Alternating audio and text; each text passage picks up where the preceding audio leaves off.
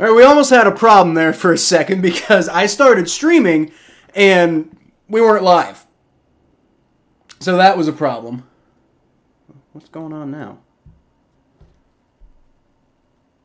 No, okay, we're up. Okay. My thing was being weird. All right, so we almost had a problem because I started streaming and there was nothing going on. But then I checked my phone. I'm like, oh, it's not up. What's going on? And then all these stupid buttons, man. Like I wish I could like simplify this process. But all right. So Sunday Night Football today. No Bengals. Bengals were on a bye, and we'll talk about how successful that bye was here in a second. What matters really is that the Bengals had a week off, and if Joe Burrow's hurt, maybe he can take the week to get healthy. We got the 49ers next week, and the 49ers looked very vulnerable against the Browns. They play the Vikings next week, and they'll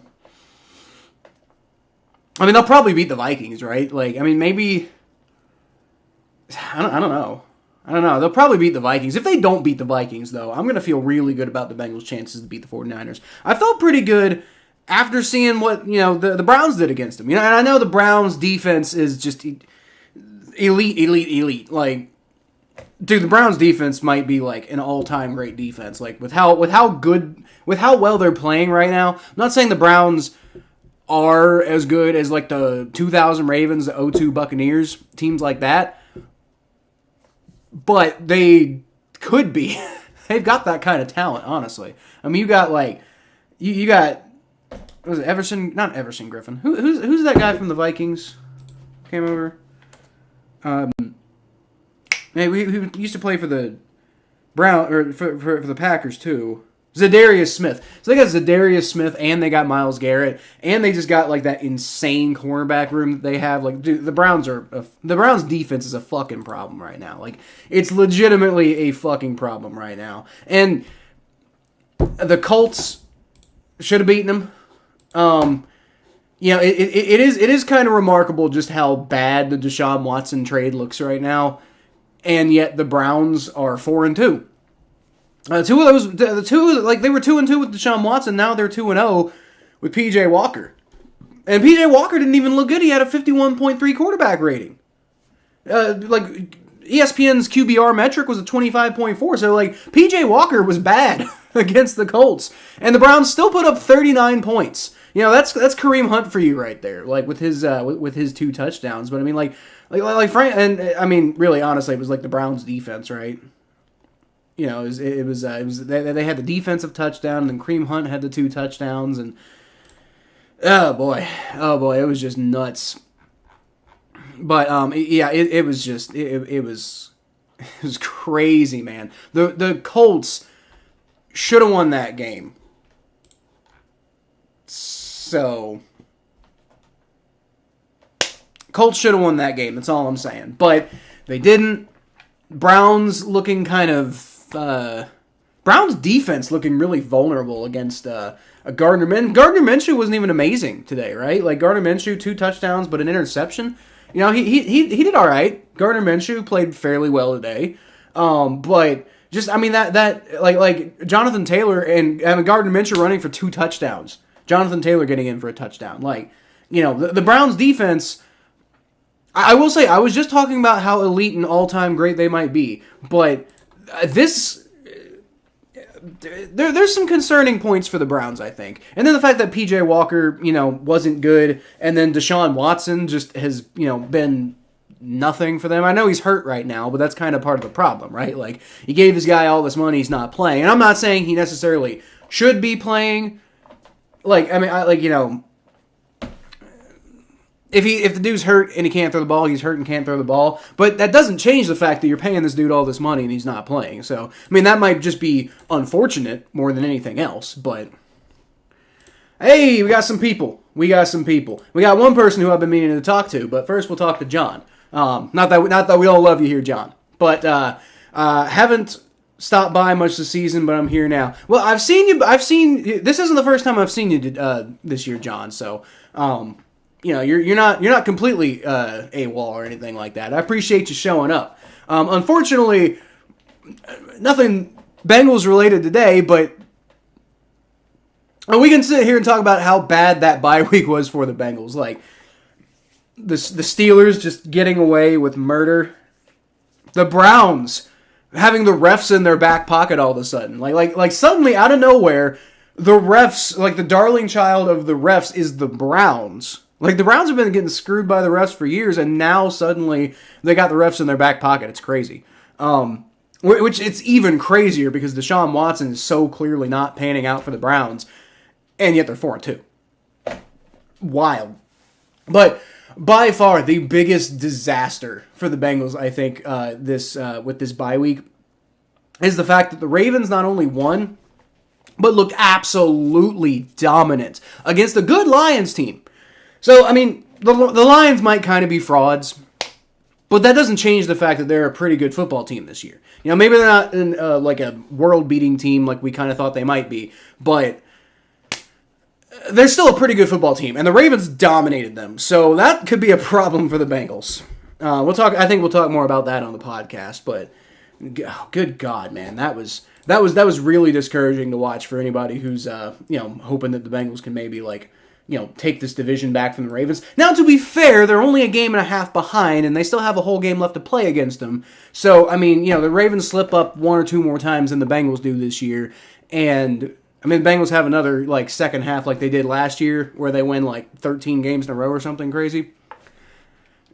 If the Bengals do that again, then, I mean, they could definitely take this division back from the Ravens. But with the Ravens playing the way they're playing, like they played against the Lions, I mean, the way they played against NFL teams all year hasn't been that impressive. But if this is who the Ravens are, that's concerning if you're, anybody but a Ravens fan. Okay, so Mikey, I wanted to talk to you. You said you're sad. Well, I know, buddy. Saints sucked on Thursday. I know it didn't look good. I did want to ask you, though, because I was looking for, like you said you were, live streaming, right, with Who Dat Central. I believe that's who that was. But I couldn't find your live stream. I was looking for you. I was going to try to pop in your chat and give you some support because you're always on my channel. I didn't see you. So let me if you're doing more live streams, let me know where you're at, and I'll come pop in your chat, hang out. And that goes for the rest of you too. If anybody's doing their own streams and you're not streaming at the same time as me, then I'll pop in and support you guys like the way you support me. We're a community here. We're all one big happy family. A lot of sadness right now though. Mikey's sad about the Saints, and we're all sad. All us Bengals fans anyway, we're all sad because the Bengals remain 4th place in the AFC North after just an absolutely god-awful, and I mean god-awful bye week for the Bengals. Steelers, Browns, and Ravens all winning, and the Ravens in particular winning in dominating fashion, and the Browns and Steelers winning in bullshit fashion. But, I mean, it's like neither of those teams really scare me all that much. I can't wait for the Bengals to play the Steelers.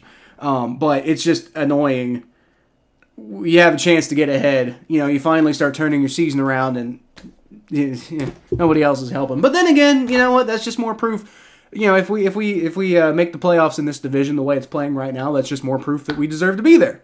So, I was in one Battle of Ohio podcast, I think. Okay, I thought I saw you in a game stream, but I know I've seen you. I thought I've seen you twice, but you might have been in one. I could be wrong. But I'm glad you're here now, John. So we are streaming Dolphins Eagles. I was thinking about streaming Lions Ravens. I was thinking about streaming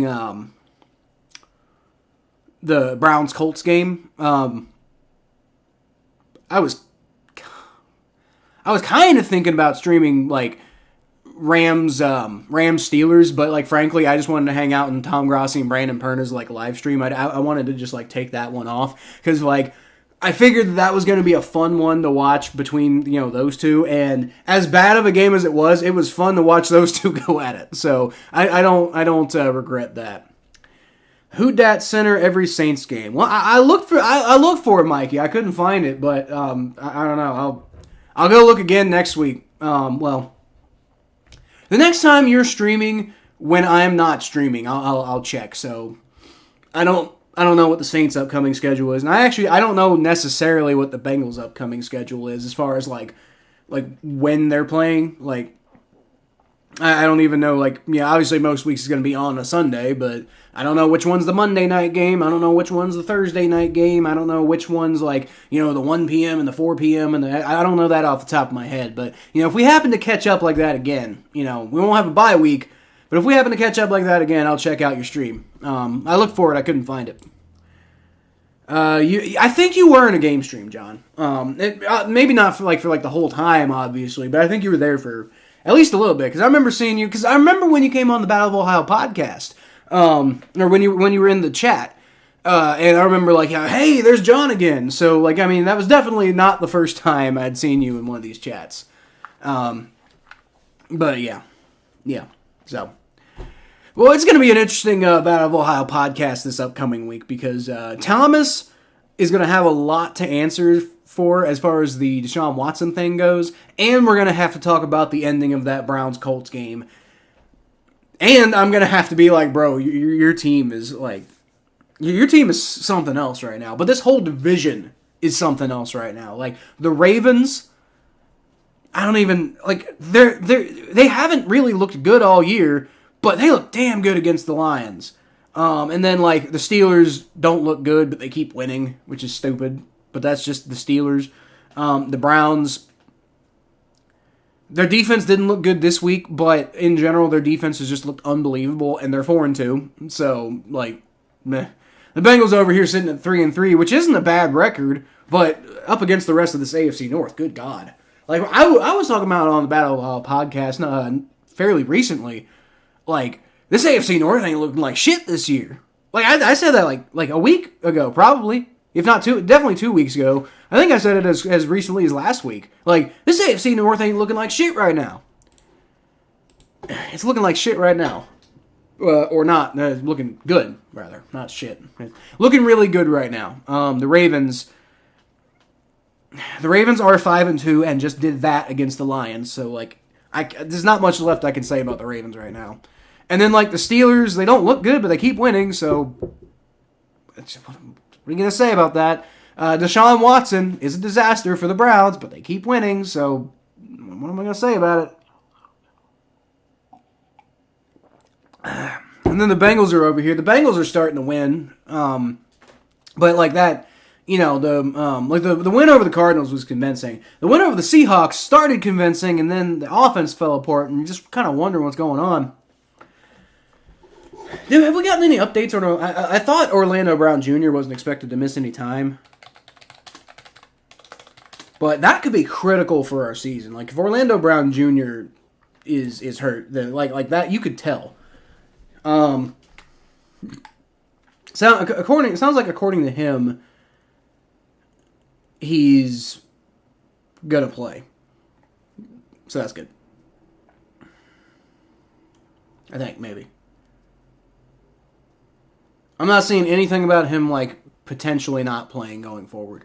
So, boy, we need Orlando Brown Jr., though, because, the second he went out, the Bengals offense just fucking collapsed. It's terrible.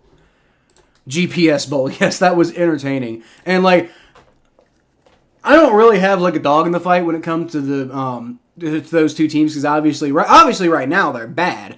Normally I'd root for the NFC team because any edge the Bengals can get is good, but when it's the Broncos, it's the Broncos ain't competing for shit. So, I don't really care. I just wanted chaos, and we got chaos. We got, dude, I gotta say, one of the most fun moments I've had. I literally started cracking up, legitimately laughing, when, was it Dobbs who caught that touchdown on the ricochet? I can't remember. It was either Dobbs caught it or Dobbs was the one who, tipped it. But, But Jordan Love threw in the end zone and the ball got, knocked away, and Brandon Pernham was like, yes! And then Tom was like, ah! And then I think it was Dobbs who caught it on the ricochet, got in the end zone, and then the reaction just completely flipped. And that was the funniest shit I've seen from those two in a while. The GPS Bowl was the game itself was terrible, but the stream was quality. It was a quality stream. I aspire to hopefully be that good at streaming one day. That was damn good content. You'll link it next time? Yeah. Yeah, definitely. Whatever way you want to send it to me, Mikey. And actually, if you want, I'll throw you up on like Twitter or something like that. Like I said, as long as I'm not going, because obviously if I'm going, I can't pop in your stream, right?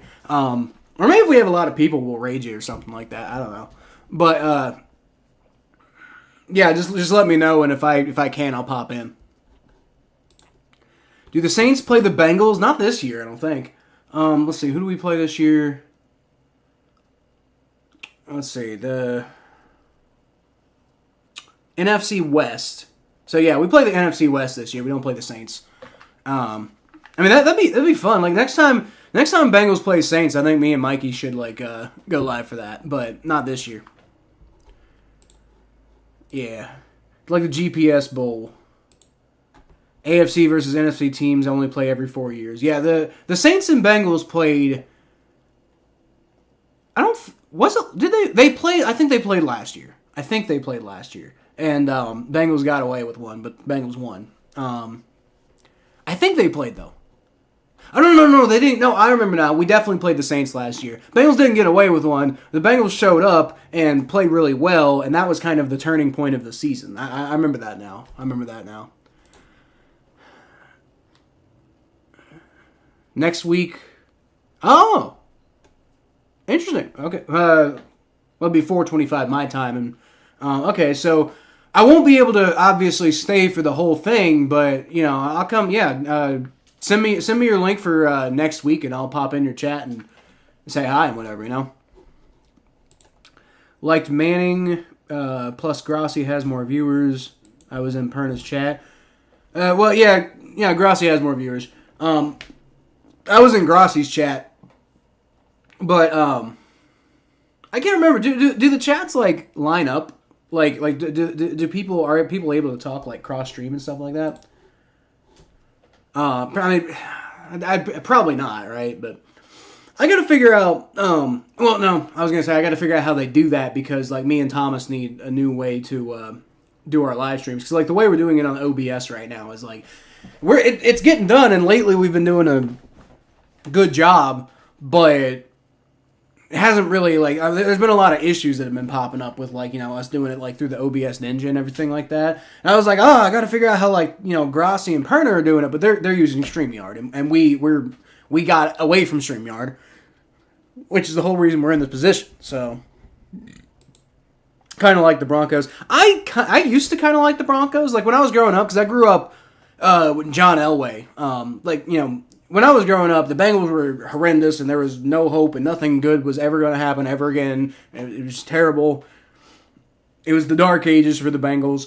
The Broncos, it was John Elway's Broncos, and so like I like my best friend growing up was a big Broncos fan, still is, but I don't really talk to him that much anymore. But he's still a huge Broncos fan, but.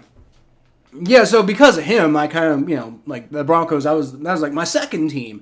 All the way up until Brandon Stokely'd all over the Bengals in 2009, I think it was. And then Broncos fans were just complete dicks to me about that. Which, I mean, trash talk, I get it. But at the time, I wasn't as good at dealing with trash talk. And that was like live at a game, and I was like 16 or 17 years old, and there was like these grown-ass men just trash-talking me, and I was just like, fuck, dude. So yeah, that game sucked. And then Peyton Manning joined the Broncos, and I just don't like Peyton Manning.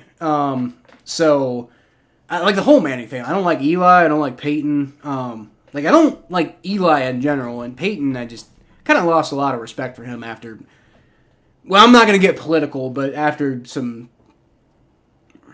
I thought he was a giant hypocrite about the way that he handled his neck recovery, and again, I don't want to get too political, but like he went back on some things that I didn't really agree with him on the first place, but like it's like if you're gonna say that stuff, then don't just turn around and be a hypocrite about it. So after that, I lost respect for Peyton Manning, and he went to the Broncos after that, and I was yeah. So pretty much. pretty much after Stokely, I kind of stopped being very friendly with the Broncos. And then after Peyton Manning, I was just like, fuck the Broncos. But, at the same time, like, I mean, now I don't hate the Broncos, because they're not a threat. I don't know. I only think streamers can somehow see both chats. I don't know how. I don't know. The chats look super active, so, I mean, Grossi's chats are always super active, so you never really know. Also, the Colts. So I was upset about the Browns-Colts ending. Yeah, that was stupid. That was stupid, man. You hate... Yeah, Mikey, I was going to ask you about that. Now, like, I feel bad for Foster Moreau because he just overcame cancer. Or might have overcame cancer. I don't know. But he's playing, and he got diagnosed with cancer, which is the reason he didn't join the Bengals. And now that happens. Like, that sucks. Like, that just sucks. I feel bad for Foster Moreau. He was dejected on the sideline, man. Like, poor guy just felt so bad about that. AFC team could play NFC team every other year now with the 17 game. Would love to finish in this spot in the division to play each other. Yeah, well. I mean, it'd be cool if we played the Saints more. I'd love to do some streams with Mikey, but, not necessarily going to happen. Especially because, like, the Bengals and Saints are very rarely ever good at the same time. It's like, usually it's one or the other. It's usually Bengals or Saints. You don't get both. All right, so they're warming up to start this game. Real quick, I want to kind of talk about the build-up here a little bit. So the Dolphins are a very injured football team. I actually really like I think overall the Dolphins are better than the Eagles this year, but I'm predicting an Eagles win because the Dolphins are a very injured football team. I mean, you got Taron Armstead's out, Devin Achan's out, Jalen Ramsey obviously out. Like the Dolphins have a lot of injuries, man. So I'm not really feeling them right now. And then with the Eagles, I mean, like it's like, Rashad Penny's out, but for the most part they're pretty healthy. So I mean, I'm just thinking like I still think Jalen Hurts is a better quarterback than Tua. Obviously the Eagles don't have anybody like Tyreek Hill, but AJ Brown's a damn good player. So I don't know. We'll see though. We'll see. This game is about to start, so we're gonna go ahead and put that up. All right, looks like the Eagles are going to get the ball first. And the Dolphins are coming out to kick the ball away. And it's going to travel. That's a terrible kick. It's going to be returned from the 15-yard line. Jesus. And he's only going to get up to like the 23-yard line. I almost wonder if he could have waited for that to go out of bounds and the Eagles would have gotten the ball from the 40. So it's an awful kick. But it's good returning, and so they're only going to get the ball at the 23-yard line. That could have been a disaster for the Eagles, but it ended up being all right.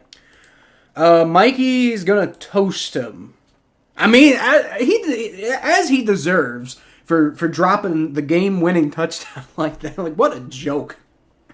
But I feel bad for him, but that doesn't change the fact that he done fucked up, and you're going to have to deal with it now. It's part of why I feel bad for him, because he's going to have to deal with his own bullshit now. All right, Jalen Hurts from the pistol formation. He's going to hand the ball off to DeAndre Swift, who's going to get a little bit of a nice little edge on the left, and he's going to pick up about 7 yards on that play. So, nice start for the Eagles. Also, what the hell am I looking at? Oh, that's the old Eagles logo. Okay, I was really confused. I was like, did the Eagles? Because so you all see how I have like the Eagles logo and the Dolphins logo up on my scoreboard here. Kind of similar to mimicking the way the NFL does it. And the Eagles logo, I've never seen that Eagles logo before, so I'm really confused. It's going to be about a 1-2 yard pickup for the Eagles there, DeAndre Swift, so it's going to be third down and about 3. But I was really confused because I'm sitting here, I'm looking at this, I'm like, it's a huge close-up of like the old school Eagles logo. It's just the head. And I've never seen it presented like that before. So I'm like, did the Eagles change their logo and I didn't hear? How did I not hear about that?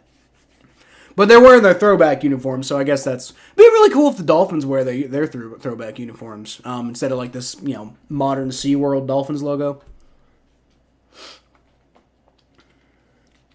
All right. Jalen Hurts going to hand the ball off to DeAndre Swift, and he, I think, picks up the first down.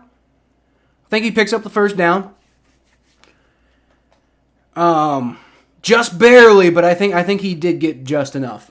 So my prediction here, like I said, 35-31 Eagles, because like I said, the Dolphins are banged up right now, and the Eagles, I think the Dolphins are a little bit better of a football team than the Eagles, but Dolphins are banged up, and it's in Philadelphia, so my guess is it's probably going to be also Jalen Hurts better quarterback than Tua Tagovailoa, so we'll see. But I mean, if I had a rooting interest in this game, I guess it would be the Eagles because the Dolphins theoretically, as AJ Brown's going to catch that for about 8 yards. There is a flag on the play, but yeah, not that the Bengals are necessarily thinking that much about like the number one seed in the AFC right now, but if they are turning the season around, then they got to have the Dolphins in their sight. So top teams in the AFC, please lose. That's what I'm going for here. But I also genuinely think the Eagles are going to win. You guys let me know what you think your predictions are going to be for this game. I'll put you up.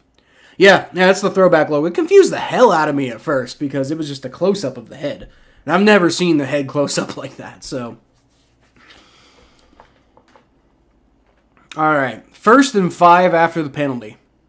So that would have been on the Dolphins. And it's going to be another handoff to DeAndre Swift, and he's got a decent little hole there. He picks up a 1st down after a 7-yard pickup. Let's go.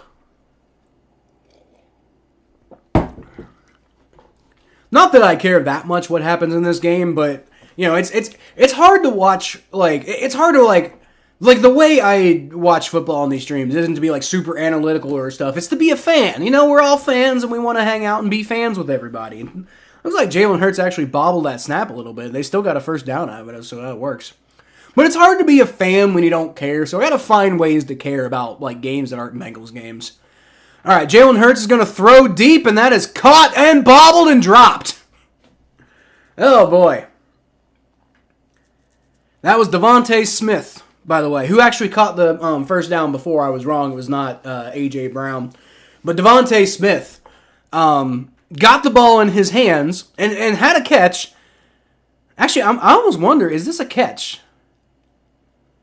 I don't know, because he catches it, he secures it, but then he immediately loses control. So is that a catch and a fumble?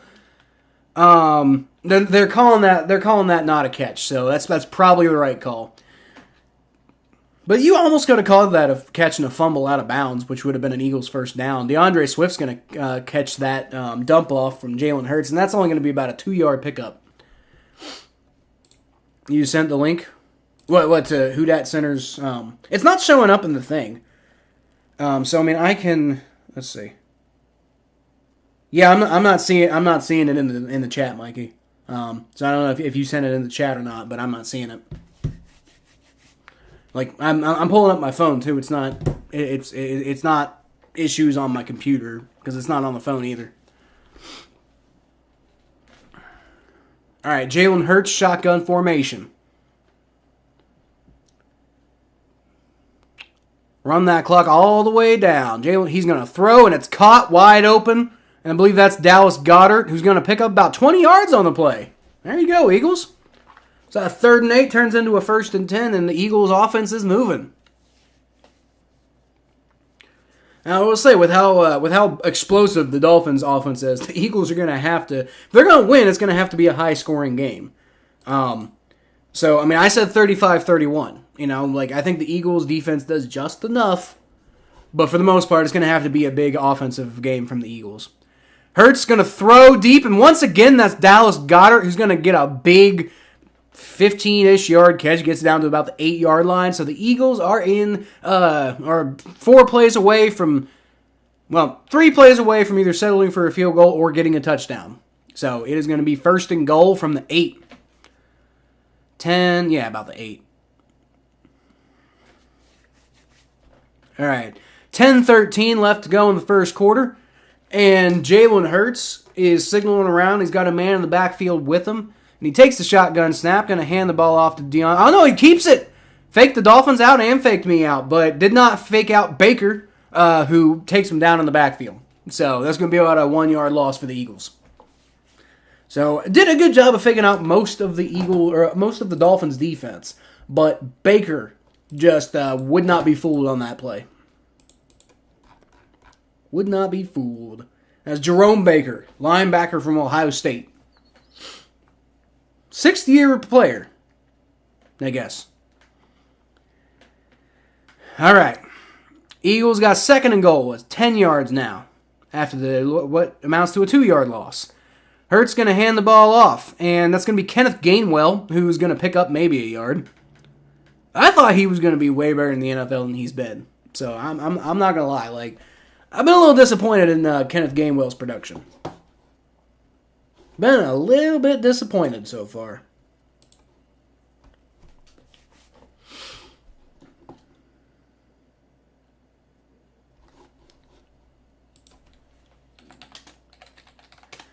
All right, Jalen Hurts coming out in the shotgun formation once again.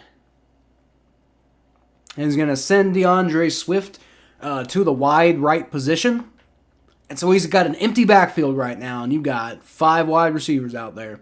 Jalen Hurts going to keep it himself for a run, and the Dolphins not fooled by that one at all. So they're going to stop him on 3rd down. It's going to be 4th down, and the Eagles are going to have to settle for a field goal. I mean, unless, Nick Sirianni's just got, unnecessarily gigantic balls here. I mean, I can't imagine any reason why you'd go for it, but sometimes these NFL coaches, surprise me. So I'm not going to completely count it out, but most likely.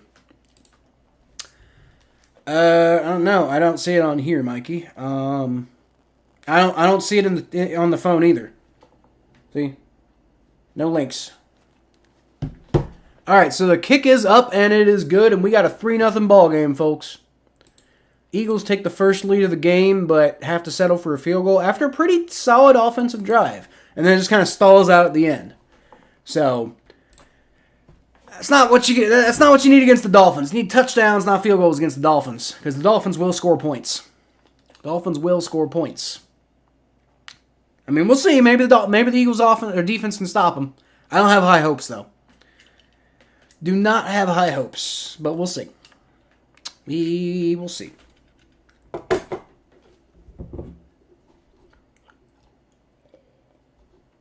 All right. Had a shot at Vic Fangio a little bit ago. I forgot he was on the Dolphins.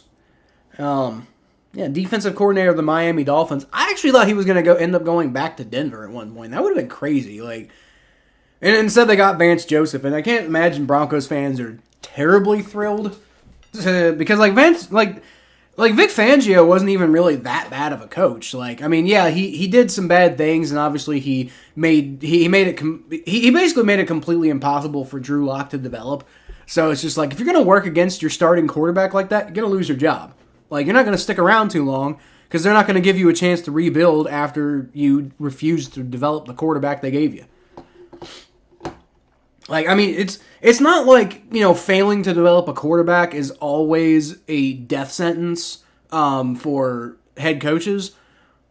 But it's really hard to justify keeping a guy around who just straight up decides not to develop a guy, And especially if you're not going to have some success. The Broncos didn't really do a whole lot when he was there. They were more competitive than they are now. People thought that the Broncos were dark horse, Super Bowl team. And then they, didn't have a single winning season while he was there. Maybe not. Type New Orleans Saints versus Jacksonville Jaguars play-by-play. Pete Last Chance. Okay.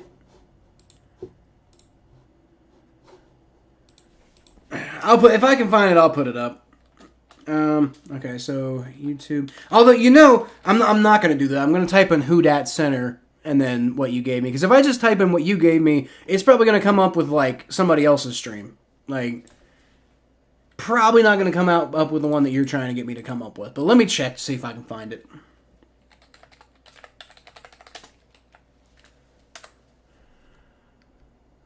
All right, highlights. Yeah, it's not coming up on YouTube at all. Why is that? Why is he not even coming up at all? Here we go. Found it. Okay, so Pete Last Chance is in the title. What does that even mean? Pete Last Chance. Like, oh, Pete Carmichael. Duh. Yeah. So how do you feel about Pete Carmichael, Mikey? I keep hearing Saints fans talk about how much he's terrible. So here, I'm gonna go ahead and send the link in chat. So that's from the Who Dat Center, everybody. And I tried to find it, couldn't find it. So sorry about that.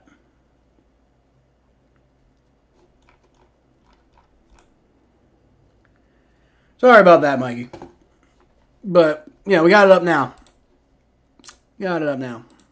Everybody go to that link and give a boy Mikey, well, yeah, that's on Who Dat Center's channel, but still give Mikey some love. Still give Mikey some love. Alright, so that's going to be a delay of game. A delay of game on the Dolphins. Interesting. So, not the ideal way to start a drive. On 1st and 10. So now it's going to be 1st and 15. That was weird. Got 375 subscribers now. So that is well up from, just a year ago, man. So, I mean, we're, about a little over 100 subs away from monetization. So, see if we can make that happen. It's going to be a reverse handoff or a jet sweep to Jalen Waddle. He's going to pick up about 5 yards. Or maybe that was 10 yards. I don't know, because there's only like 5 yards left to go. So it must have been like 10 yards. But yeah. Yeah, if you're in the chat and just not talking, which is always possible. Always possible that you're in the chat or you're watching the stream and not in the chat. And if you are, then feel free to subscribe to the channel because we're only, we're about 100 away from 500, which has been my goal for a very long time. So if we can get there... Oh, nice pass by Tua Tagovailoa to Tyreek Hill in the middle of the field. That's going to be about a 20-yard pickup. So the Dolphins' offense, which was kind of getting off to a not-so-great start, has a big explosive play to Tyreek Hill. So that's why they traded for him. Man, he is just a problem, isn't he? Tyreek Hill is just a massive problem for defenses. All right. So it's going to be 1st and 10 after the big pickup. And then, let's see. Tua from under center is going to pitch it out, and is going to be tackled immediately. Eagles destroy him on that play. There's no hope. That's going to be Hassan Reddick with the tackle for loss for about like 3 or 4 yards. He just got in the backfield immediately. It's like there was just a massive missed block on that play. It was a counter. It was a counter block. What's up, bub? I'm streaming. Can I come in to take a peek at your game? Yeah, sure. Come say hi to the people. I thought you were playing the video game. No, I'm streaming the Sunday Night Football between the Eagles and the Dolphins. Oh. All right, so Tyreek Hill's going to get the dump off behind the line. He barely manages to get back to the line. Maybe picks up like a half a yard. Come on, yo, Eagles. You rooting for the Eagles? Me too. High five. Go Eagles. Yeah. He said caw like the Battlehawks. Caw! I forgot Zach Cunningham was on the Eagles. Interesting. That's a guy who I wanted the Bengals to draft, and we didn't get. But,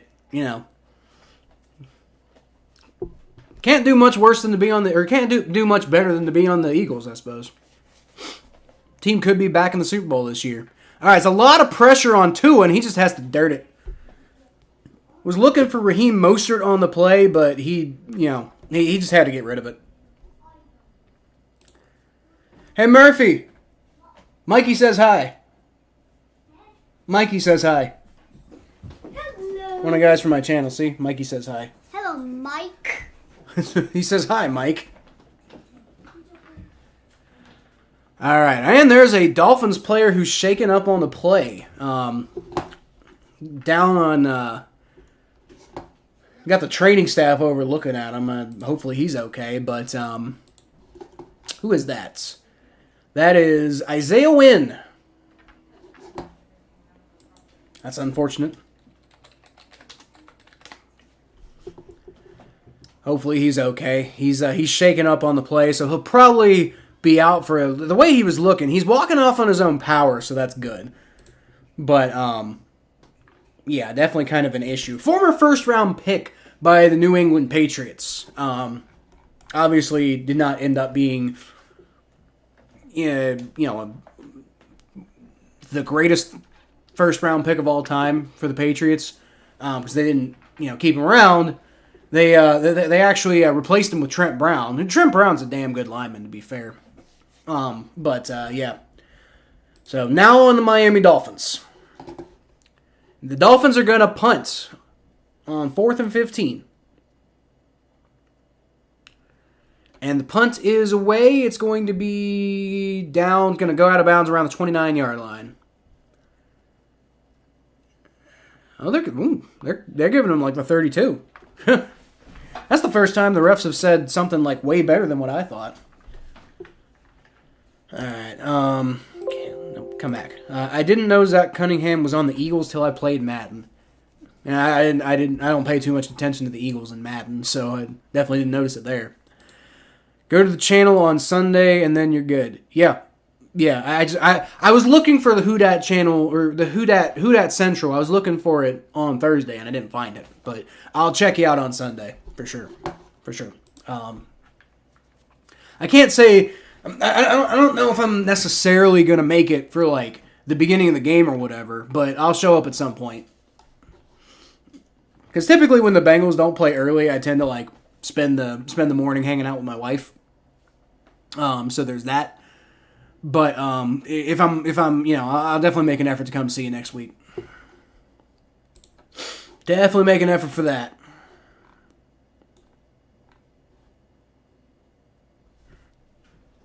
All right.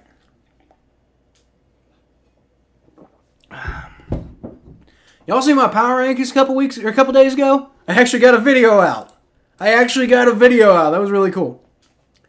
That was really awesome because I have not been able to get really anything. Like the last video I made, like I actually produced for the channel, was a roster prediction for the Bengals defense about like a month ago, before the season ever started, and then I got out, like, when Tom Grossi rated my channel, like, all I've been able to do basically since then is just live stream. And then Tom Grossi rated my channel, and I put up a video for that because I'm like, I got to capitalize on what's going on here.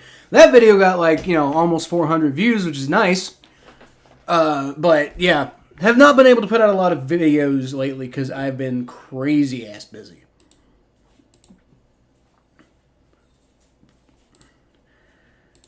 I can join the show, too. That'd be pretty cool. Yeah. I'm definitely not going to commit to live streaming an entire Saints game unless the Bengals are playing, but yeah, I might hop on for a little bit.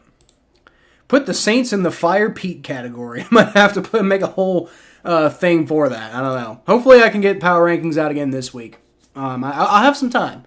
I will have some time. Hopefully I'll be able to take advantage of that time and put out a power rankings video. I want to do... Power rankings aren't exactly like the best videos for my channel, but they're relatively quick to produce, so at the very least that's content I can probably get out beyond just live streaming, which I enjoy the live streaming, but that's a big part of what makes this channel run is the live streaming. But when it's only live streaming, people don't necessarily watch as much. So all right, it's going to be a handoff to DeAndre Swift. He's going to pick up like 3 yards. Wow. So the offense just hasn't been a lot less than what I thought we were going to get today. So maybe this whole 35-31 thing, maybe that might not happen. I don't know. We're still early in the first quarter. No, we're not early in the first quarter. We're still early in the game because we're in the first quarter.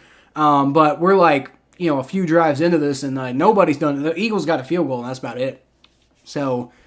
it's not to say that there's not going to be some scoring that's going to happen, but at this point, probably not going to be like 60 points between the teams, right? 66, I guess, is what I have predicted there. And that's going to be batted away. Jalen Hurts is going to try to throw the ball. It's going to be batted away. So as I'm talking about not great offense, on 3rd and 8, Jalen Hurts has the ball batted away, and they're going to have to punt. I think. That was 3rd down, wasn't it?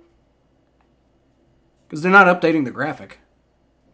Maybe they're just really slow at updating graphics. Which I guess I'm one to talk, right? Because I'm always real bad about updating the scoreboard here. But maybe I was wrong. I thought it was third and 8. I guess it was 2nd and 8. So Jalen Hurts is going to try to pick up the first down here. From the empty shotgun formation, he's going to roll back. Decent protection there. And he's going to fall forward. He fumbles!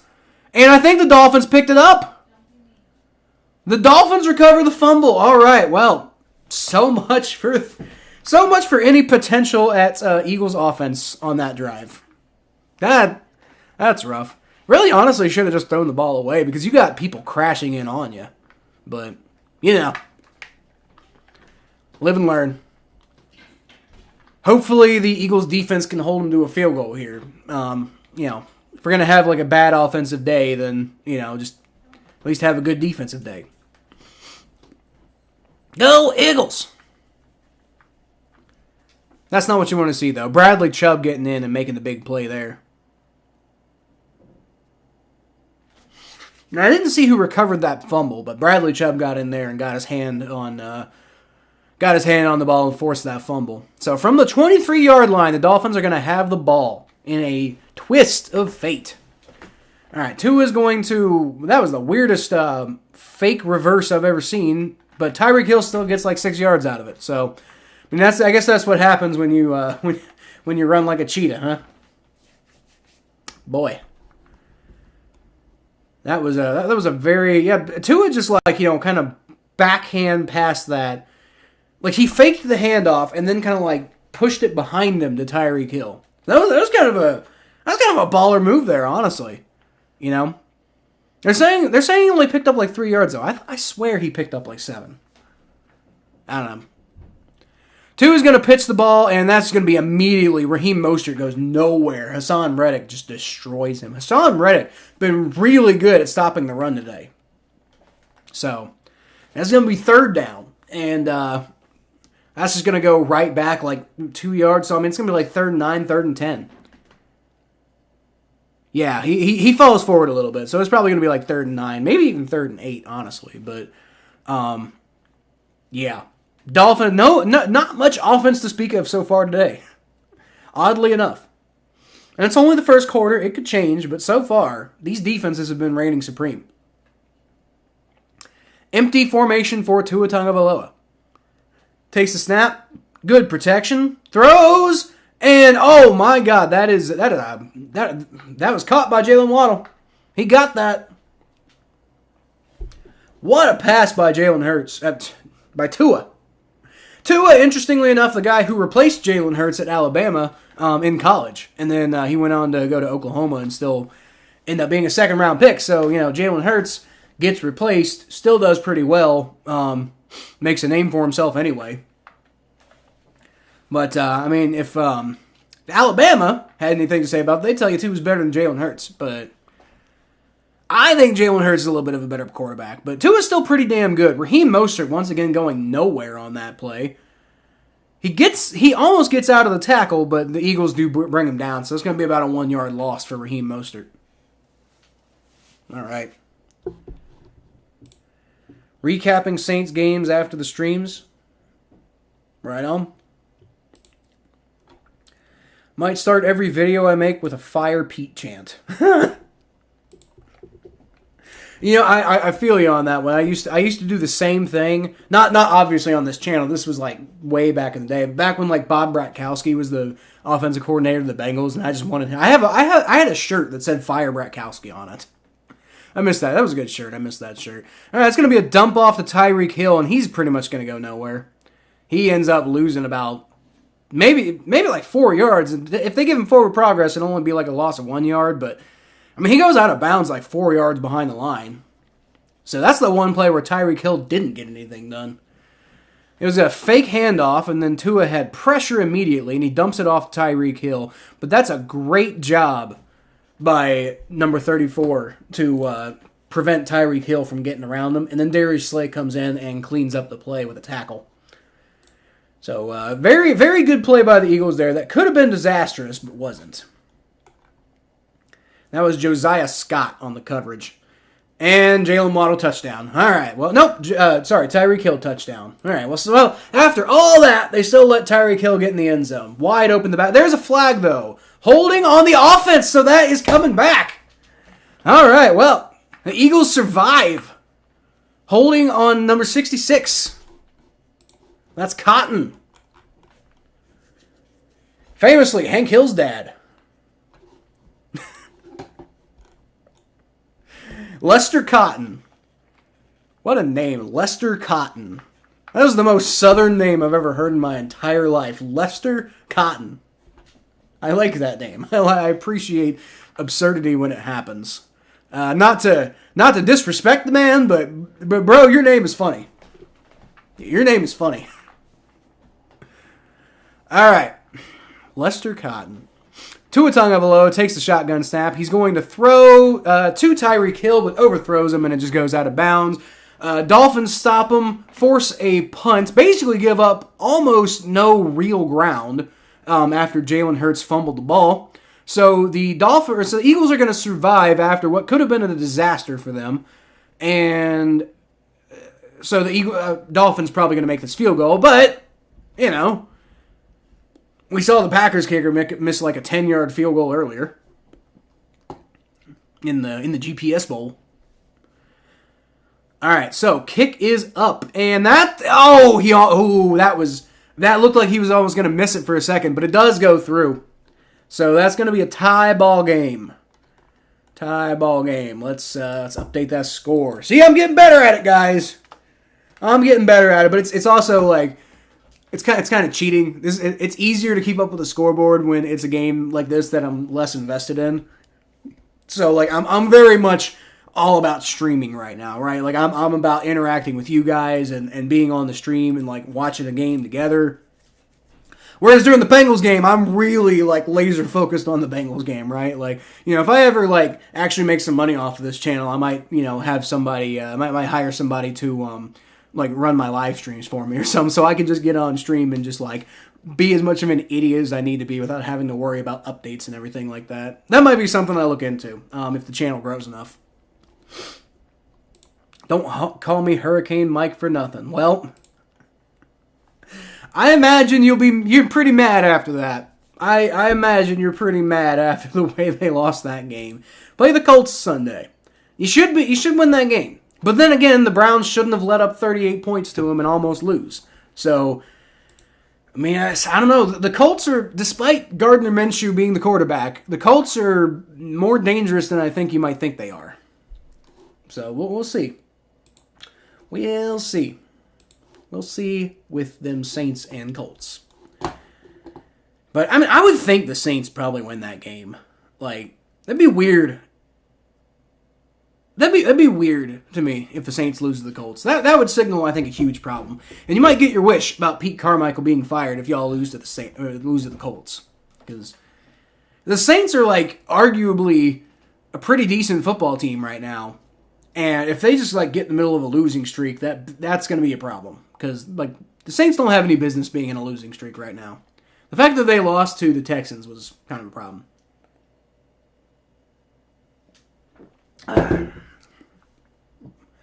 Chugging coffee because I'm running on fumes with this full-time work and running a channel and going to school bullshit. Running on fumes. I've recently become an espresso person because I have to. Remember that last drive? I was like, we're going to screw it up, and we did. Yep. Yeah, I know that feeling, Mikey. I know that feeling because, like, for years, that was me with the Bengals, you know? Like, it just feels like, oh, God, how are they going to screw it up this time? For years, especially during the Andy Dalton era, it was just like, how are they going to screw it up this time? I just know they're going to do it. How are they going to do it? How are they going to screw it up?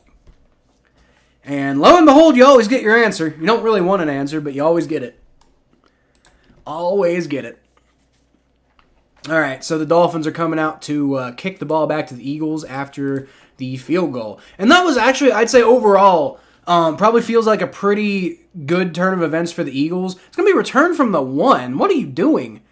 Actually, it turns out to be pretty good. It gets down to the 35, 40-yard line. So really good return there by Boston Scott. Returning it from the 1 yard line, which didn't look like a good idea, but he gets it to the 40. So, whatever. Go get some, Boston Scott. Hell yeah. That was awesome. That works out.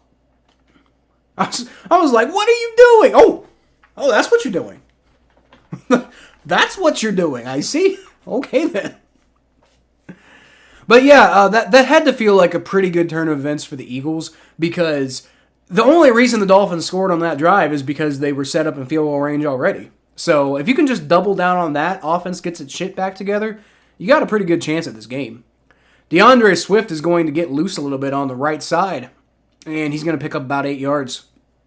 Makes a man miss, and eventually gets brought down by Jalen Phillips. Nice little run there by DeAndre Swift. Dude, why is my throat is really it feels worn out right now. I haven't been streaming today. I haven't really been talking much today, to be honest with you, so I don't know what's up. Feels like I've been talking for hours, though. When I used to do 2 streams in a day, that's what it's already feeling like. Jalen Hurts shotgun formation. He's going to throw. It is caught for a first down by, was that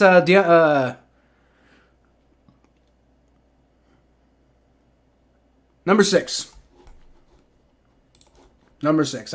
Why can I not remember his name? He's been very active today. He was the guy who dropped that ball earlier. Devontae Smith. Why can't I remember Devontae Smith's name? First round draft pick. Been pretty solid in the NFL, despite I thought he was going to get killed because dude's 5'9", 160 something pounds. And that's up from his weight from college. So yikes. 160 something pounds. Dude, I can't remember. I honestly can't remember the last time I was 160 something pounds. In high school I was 180. I haven't been under 200 since college. So, the last time I was 160 something pounds, I would have had to been in middle school. Or maybe freshman year of high school or something like that. But he's also 5'9" to be fair, and I'm 6'2", so that's probably a big difference. I'm not even comfortable with us playing the Colts. Well, at least you're not the Packers. How about that? The answer was Foster Moreau forgot to catch. Yeah, he did forget to catch. Like I said, I feel bad for Foster Moreau, but he also did it to himself. That sucks. That really does suck. Devontae Smith, that was the other thing. Why couldn't I remember his name? Devontae Smith, first round draft pick, been pretty good in the NFL so far, was a Heisman winner, played in the Super Bowl. Why couldn't I don't know why I couldn't remember Devontae Smith's name, especially because I just said it 3 times in the stream so far. But apparently the 4th time, that was too much for me. I just couldn't remember it at that point. Too hard in there. So did you guys know that according to the Eagles roster, Marcus Mariota appears to be their backup quarterback? That's not a bad backup quarterback to have. So if Jalen Hurts gets hurt, if Jalen Hurts comes up with an injury, then if Jalen Hurts comes up with an injury, then they could be in. They could continue winning. They got Marcus Mariota as their backup quarterback, and obviously he's not the kind of guy who you want being your starting quarterback by any means. But he is the kind of guy you can win a couple games with, in the interim. As long as he studies your starting quarterback and tries to play like that instead of trying to do his own thing, which he shouldn't because he's not that good. Oh man. Julio Jones is playing tonight. Julio Jones. I swear to God, I thought he retired. Did he play for the Eagles? It's going to be a shotgun snap for Hurts. He's going to fake the handoff, get it to Dallas Goedert, who picks up about 4 yards. 4 yards could have been terrible. Ended up being okay. He does play for the Eagles, so Julio Jones is playing. Without Julio Jones, there is no A.J. Brown. What? All right, because the Titans traded away A.J. Brown to the Eagles, and then they got, Julio Jones. And now Julio Jones is playing for the Eagles. Isn't that something else? What does it got to be like? I mean, I know they kicked our asses the other day, but still, what's it got to be like to be a Titans fan? That's got to be terrible. Jalen Hurts, shotgun formation. He's going to throw, and it's caught. Not quite for a first down, A.J. Brown, but that's A.J. Brown's first catch of the day. Wow. That must be part of why the offenses aren't doing well. It's going to be about a yard short, though, for the first down. So it's going to be 3rd and 1. And let's see if the Eagles can convert here and keep the drive going, or if the Dolphins will get the ball back to their offense. And we will continue having a very slow game on our hands. 3-3 so far. I did not, obviously, as you can see from my score prediction, I did not expect that coming into the game. 3-3. All right, Jalen Hurts, shotgun formation. He's going to hand the ball off to Kenneth Gainwell, who goes nowhere with it. And so the Dolphins are going to get off the field, probably, actually. I don't know. Right, the Eagles are at like the 38-yard line or something right like that, right? So, or maybe like oh yeah, they're going to go for it. We're going to get a tush push. We do, and they get it. There is a flag, though, on the play. So we got a tush push, and the Eagles pick it up, but there's a flag. What's the flag? They didn't stop the play, so it's probably like offsides on the Dolphins. I'm guessing, because I thought I saw a Dolphins player jump, but I didn't. I was paying more attention to Jalen Hurts. Nick Sirianni looks a little mad, though, so it might be against the Eagles. Let's see here in the replay. I know, yeah, the Dolphins are lined up offsides. Okay, so tush push or not, that's going to be a first down by technicality for the Eagles. They'll probably accept it because that'll be a few extra yards for them. All right, interesting. Offsides on the defense. Yep, so that's a first down for the Eagles. Oh, it's going to be offsetting penalties. Offsetting penalties and it's 4th down? What? I'm so confused. Oh, yeah, okay, yeah, they're repeating 4th down, which sucks because they had it, and the Dolphins were lined up off sides. What did the Eagles do? I don't have my audio on, as always, so I don't know what the penalty that the Eagles did was. And they did the offsides motion for the offense, so must have been like illegal formation or something like that.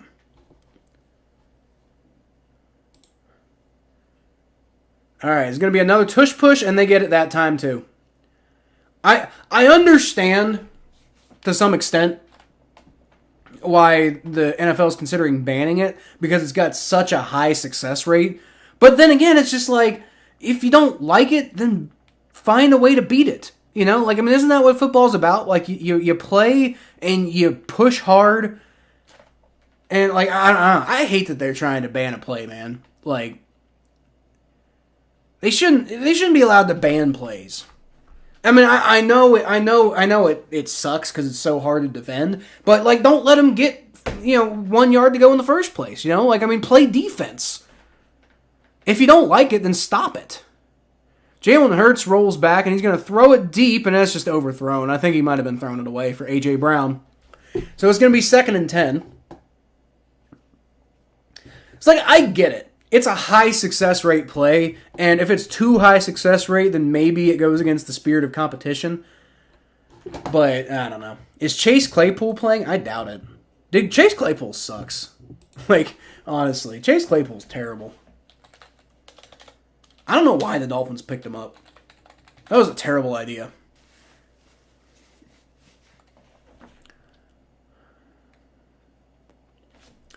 All right, so it's going to be a shotgun snap for Jalen Hurts, and it's going to be knocked down again, but it's looking like the Dolphins are going to get a roughing the passer penalty. I know it's offsides, okay. Be offsides on the Dolphins. I thought it was going to be roughing the passer because they, breathed on Jalen Hurts funny. Oh, no, it is roughing the passer. Okay, so the graphic on the screen was wrong. It's going to be roughing the passer on the Dolphins because they breathed on Jalen Hurts funny. That sucks. Yeah, he hit him a little late. But he's just a little late, man. Like, that's terrible. He didn't even bash him. He just pushed him. Yes, that is roughing the passer according to the very technicalist definition. But it's stupid. Like, he just pushed the guy. Like, is this football? I don't know. I hate. I'll take it because I'm rooting for the Eagles, I guess, but I hate that is a penalty the way it is. All right, it's going to be a handoff to DeAndre Swift. He gets maybe a yard. Chase Claypool is active, by the way, apparently. So I haven't seen him show up today. But Chase Claypool is active, to answer your question, Mikey. I don't know if he's, playing, but, You remember when Chase Claypool said he was a top 3? I do remember that. I remember laughing at the time. And the thing is, when he said that, he probably had the argument of being, a top, 10 receiver in the NFL, maybe. Definitely, top 15. But top 3, I was like, you got to be out of your mind. Gotta love the confidence, I guess. Dallas Goedert's going to go in for a touchdown, and the Eagles are going to take a lead once again. And Dolphins defense definitely kind of broke down on that drive. So yeah, that's more of what I was expecting from the first quarter. And we're in the second quarter. Man, I was doing so good. Man. Turn my number lock off. There we go. I was doing so good. All right, well, now we're in quarter 2. And let's see. So the Eagles got 9. About to have 10 as long as they make the extra point, but we'll keep it at 9 until it gets there. All right, Jake Elliott, former Cincinnati Bengal Jake Elliott is going to come out. He's going to knock it right down center. Yeah, y'all remember that? Y'all remember the Bengals drafted Jake Elliott and then cut him in the preseason for Randy fucking Bullock. Randy fucking Bullock is the guy who we decided was the guy who we wanted being our kicker instead of Jake Elliott. Now, don't get me wrong. I'm not that upset because, we ended up getting Money Mac after a while. And while he hasn't been, as good as his rookie season, he's still been pretty solid for the Bengals. And definitely a huge upgrade from Randy Bullock. A massive upgrade, even with some of the struggles he's had. Massive upgrade from Randy Bullock. But, yeah, it was kind of crazy though that we cut Jake Elliott, who went on to win a Super Bowl with the Eagles, so we could keep Randy Bullock on the team. And it was insane. If I recall correctly, Randy Bullock missed 2 extra points. 2 extra points in the preseason, and he still won the job. I could be remembering that wrong, by the way, but I feel like it was either 2 extra points in the preseason or it was 1 in the preseason and then he missed 1 early in the regular season. And it was just proof, why did we keep this guy around? But, yeah.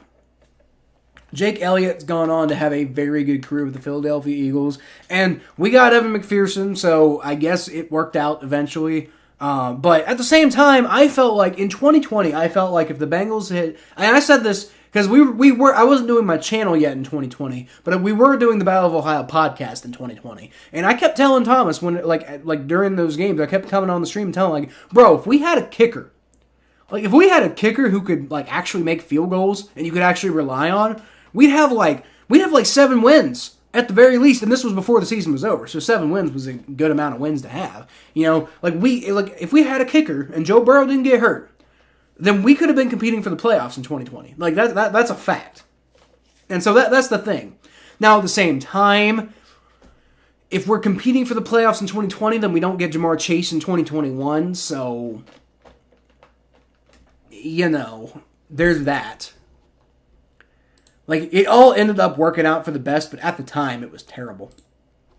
Traded for Jake Elliott in your Madden franchise. Jake Elliott's a damn good kicker. I'm telling you, I don't know why we cut him.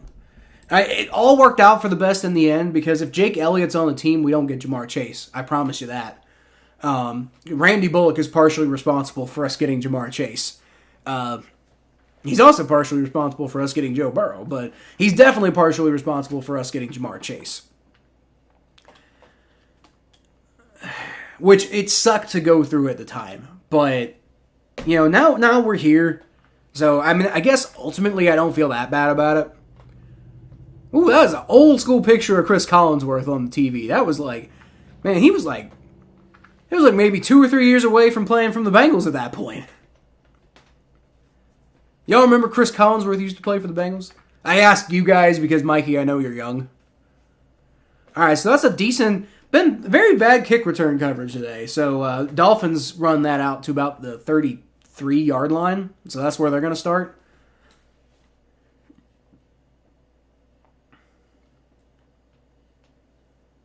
They're doing a very slow motion replay of a throwaway from Tua Tagovailoa, and I'm not sure why. Maybe they're trying to say there was a penalty or something. I don't know.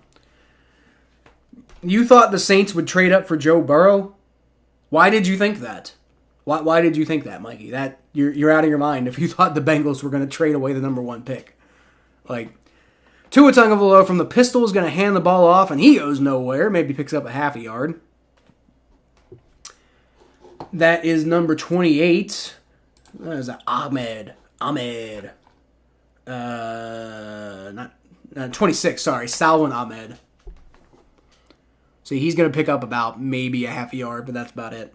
But yeah, Mikey, why did you think the Saints were going to trade up for him? Like I understand why you're thinking the Saints might want to get him, but like why on earth do you think the Bengals would trade away the pick to get Joe Burrow? Like, there's no way in hell that they would have given up that for literally anything. Tyreek Hill's going to have a nice like sideline catch there for about 8 yards. Someone told me they were in trade talks. I don't know who told you that, but they were full of shit. Like, the Bengals were never in trade talks to trade away the pick for Joe Burrow. Like, that was never, ever going to happen. The Bengals were all on board the Joe Burrow train. Because, like, I know he played at LSU, but you got to remember, Joe Burrow's from Ohio. He's from Southern Ohio. Well, I guess technically he's from Nebraska. But he's from, he grew up in Southern Ohio, in Athens, Ohio, where I went to school at OU. And then, he was, terrible throw by Tua Tagovailoa. Goes nowhere, though, and the Dolphins are calling for pass interference, but the thing is, it's not pass interference if the ball's not catchable. So, no, you're not going to get pass interference on that. But yeah, Joe Burrow is a local Ohio kid. So, there's that plus the fact that the Bengals were desperate for a quarterback after, Andy Dalton was clearly kind of at the end of his rope at that point. Yeah, there's no, the Bengals were so on, we're getting Joe Burrow. There's no other, there's no question, especially after he won the national championship. There was no question that we were going to do anything other than draft Joe Burrow. There were some rumors. I remember there were some rumors of the Bengals potentially being in trade talks, but I think it was all just it was all just smoke. It was smoke screens, it wasn't real. The Bengals were never trading him away. It was probably made up rumors. The Bengals probably didn't even put that out. It was probably somebody else trying to put it out there. So maybe they're trying to drive up the value of the second overall pick or something like that. I don't know. He wears number 9 in honor of Drew Brees. He does, yes. Let's see, what number did he wear at Ohio State? It was 10, right? And then at Athens High School, he wore, I think he wore 10 there too. Yeah, he wore 10 at Ohio State. I don't know why he wore 10 back in the day, but he transferred to LSU, and he wore number 9, basically to ingratiate himself. I think, probably if I had to bet, I don't know for sure, but if I had to bet, 10 was probably already taken at LSU, and he was the new guy who was coming in. He couldn't just ask for the number or anything like that. So, he had to pick a new number, and he's like, well, I'm in New Orleans. I want to ingratiate myself with this community. I want to become part of the community and do something crazy. So he's, picks number 9 in honor of Drew Brees. I wish he would have picked a different number, because I feel dirty to this day wearing a number 9 Bengals jersey. Because, as much as I love Joe Burrow, Carson Palmer was the Bengals quarterback for a lot longer than Joe Burrow has been the Bengals quarterback. And I don't have the most positive opinions of Carson Palmer. So, he was a fan of 3 teams growing up: Saints, Bengals, Browns. Is that right? I did hear that he liked the Saints. Now, I wonder, honestly, Mikey, don't take what I'm saying, don't get mad at what I'm saying, but I have a theory that he might have just kind of told people he liked the Saints when he went to, like I have a theory that he might have told people he liked the Saints when he went to LSU because he wanted to become part of that community, and I think he was inspired by Drew Brees, and he probably was like a fan of Drew Brees growing up, to be sure. I don't know if he was necessarily a fan of the Saints, but he might have been. He very much might have been. But I mean, I can tell you, dude, I lived in Athens at the same time he was in high school, and literally nobody gave a shit about the Saints in Athens, Ohio. So, I mean, maybe he did. Maybe he did, but it would just... It'd be weird for some kid who's from Nebraska and Ohio to be really into the Saints, you know? But I don't know, maybe he did. Maybe he did. I'm not saying it's impossible. And then the Bengals and Browns, you know. Jalen Hurts going to take the shotgun snap. He is going to go, he's going to hand it off to DeAndre Swift, and DeAndre Swift's going to get hit behind the line. Goes nowhere with that. So yeah, Bengals and Browns. He was closer to the Bengals. So like he told Boomer Esiason when we drafted him, he told Boomer Esiason that he was a Bengals fan growing up. And that's another one of those things. Like I wonder if he just kind of said that to try to ingratiate himself to Cincinnati because suddenly you're in Cincinnati now. But here's the thing. Athens is Browns territory. Like trust me, I lived there for like 6 years. Athens is Browns territory as Jalen Hurts throws to A.J. Brown, and he gets out of like 3 tackles. I don't think he picks up a first down, but he almost does. He's like about a quarter of a yard short, and he's slow getting up to. That's, ooh. I think he's okay, but I'm not sure. I don't know. Can't tell. Hopefully he's okay. But yeah, I can promise you, like Joe Burrow was probably naturally a Browns fan growing up because Athens is Browns territory. Most people who live there... Is that Eli Apple? That's Eli Apple. Let's go. Eli Apple sighting. Can't tackle a guy. Yeah, that sounds like Eli Apple. Speaking of former Saints players, Eli Apple there for you, Mikey. Couldn't take down A.J. Brown. They did give him the first down, by the way, and it's going to be a 2-yard pickup with a run on 1st and 10. So... But yeah, Mikey, like I have the same theory about like him saying he's a Bengals fan as I do that he said he was a Saints fan because you don't ever hear him talking about like, you know, he had no reason to be a Saints fan growing up, no reason to even think about the Saints until he went to LSU, and then for the Bengals, like maybe he was a Bengals fan because he was in Ohio and kind of in between territories, but Athens is Browns territory, so he was probably. At least the first team he was a fan of was probably the Browns. All right, so that's going to be about a 4-yard pickup to Jones. About a 4-yard pickup to Jones, number 80. I don't know that guy's name. His name is... He's not even on their roster. He is not even on... it's Julio Jones. What the hell? Okay, well, there's your Julio Jones sighting, Mikey. Julio Jones is in the game. He hasn't even been put on the Eagles roster, like on their website yet. That's crazy. That's Julio Jones, apparently. Crazy. All right. Jalen Hurts looking around, and he's going to escape the pressure, and he's going to pick up the first down. There's a flag on the play, though, so that might be like holding on the Eagles or something. He told Drew Brees face to face. I'm sure he told Drew Brees face to face. Like Joe Burrow is a very like politically minded person. He knows exactly what to say. It's holding on the Dolphins, by the way. So that's crazy. Holding on Eli Apple once again. Good God, I miss Eli Apple because he gave our team some attitude and the team was good when he was here. But I also don't miss some of the bad Eli Apple plays. Good God, Eli. Well. That's a free first down. Well, no, I guess it's not a free because Jalen Hurts got free and got a first down with his legs. But that's going to be an extra, like, 5 yards, 10 yards, whatever. All right, from the 46-yard line, Jalen Hurts in the pistol formation. He's going to hand the ball off to Kenneth Gainwell. Once again, goes nowhere. Kenneth Gainwell, maybe they should stop running with him because he ain't doing shit. He is not looking good. But yeah, Mikey, I'm sure he told Drew Brees face to face, but he probably knew exactly what he was doing. And he probably wasn't entirely lying. He probably did like Drew Brees growing up, and he probably, because of that, liked the Saints growing up. But the fact of the matter is he grew up in Athens, so he was probably a Browns fan first. Jalen Hurts drops back, throws, caught. That for a first down, that's Devontae Smith. About a 15-yard pickup. There you go.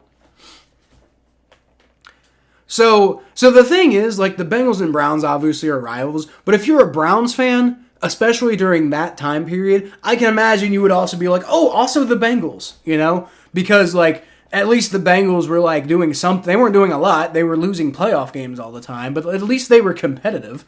Whereas the Browns were just horrendously awful for a very long time when Joe Burrow was growing up. So that probably, he might have just adopted the Bengals because you got to have something. And at least they're an Ohio team, you know. That's not what I would do. Kenneth Gainwell, once again, going nowhere. Like, stop giving the ball to Kenneth Gainwell. Like, which is crazy. I thought Kenneth Gainwell was going to be a really good running back in the NFL. I guess not. He hasn't done shit. But that's crazy. Yeah. But, like, I mean, he might have been a Saints fan, Mikey. I'm not saying he wasn't. But I doubt he was, like, a really, really big Saints fan, you know? Like, it's probably, like I was talking earlier about how the Broncos were my second favorite team growing up. It was probably something like that, right? Like, that's my team, but not the team I really get excited about, you know? That was also, the Saints were really good back then, so you got to have something to be happy about. Oh, my God, Devontae Smith caught that ball after he got almost knocked out of his hands and then almost intercepted it. He still came down with it. Only picks up like 3 yards, so it doesn't do much, but holy shit, he caught that. Yeah, Jalen Hurts gets hit by Bradley Chubb, and he throws a duck, and almost intercepted there by number 55, but Devontae Smith bobbles it and manages to come down with it. And again, only picks up 3 yards, but whatever, that works. Eli Apple was and never will be a Saint. I'm sorry, Mikey, he was a Saint. For a very brief period of time, but he was. All right, Kenneth Gainwell, he picks up some yards there, man. But it's going to be 4th down. Like, why are they giving the ball to Kenneth Gainwell? He's not good. I got to eat some crazy-ass crow saying that, too, because, like I said, I thought he was going to be a really good running back. Nothing out of him so far. All right, so it's going to be 4th down, and the Eagles' offense is going back out there, so it looks like they're going to go for it here, which... I don't know about this. They're from the 34-yard line. I'd have Jake Elliott kick it. I wonder if they're going to try to draw him. Nope. They snap it. All right, Jalen Hurts got a lot of pressure in his face. He evades the pressure though, and he's going to throw. Caught! Whoa!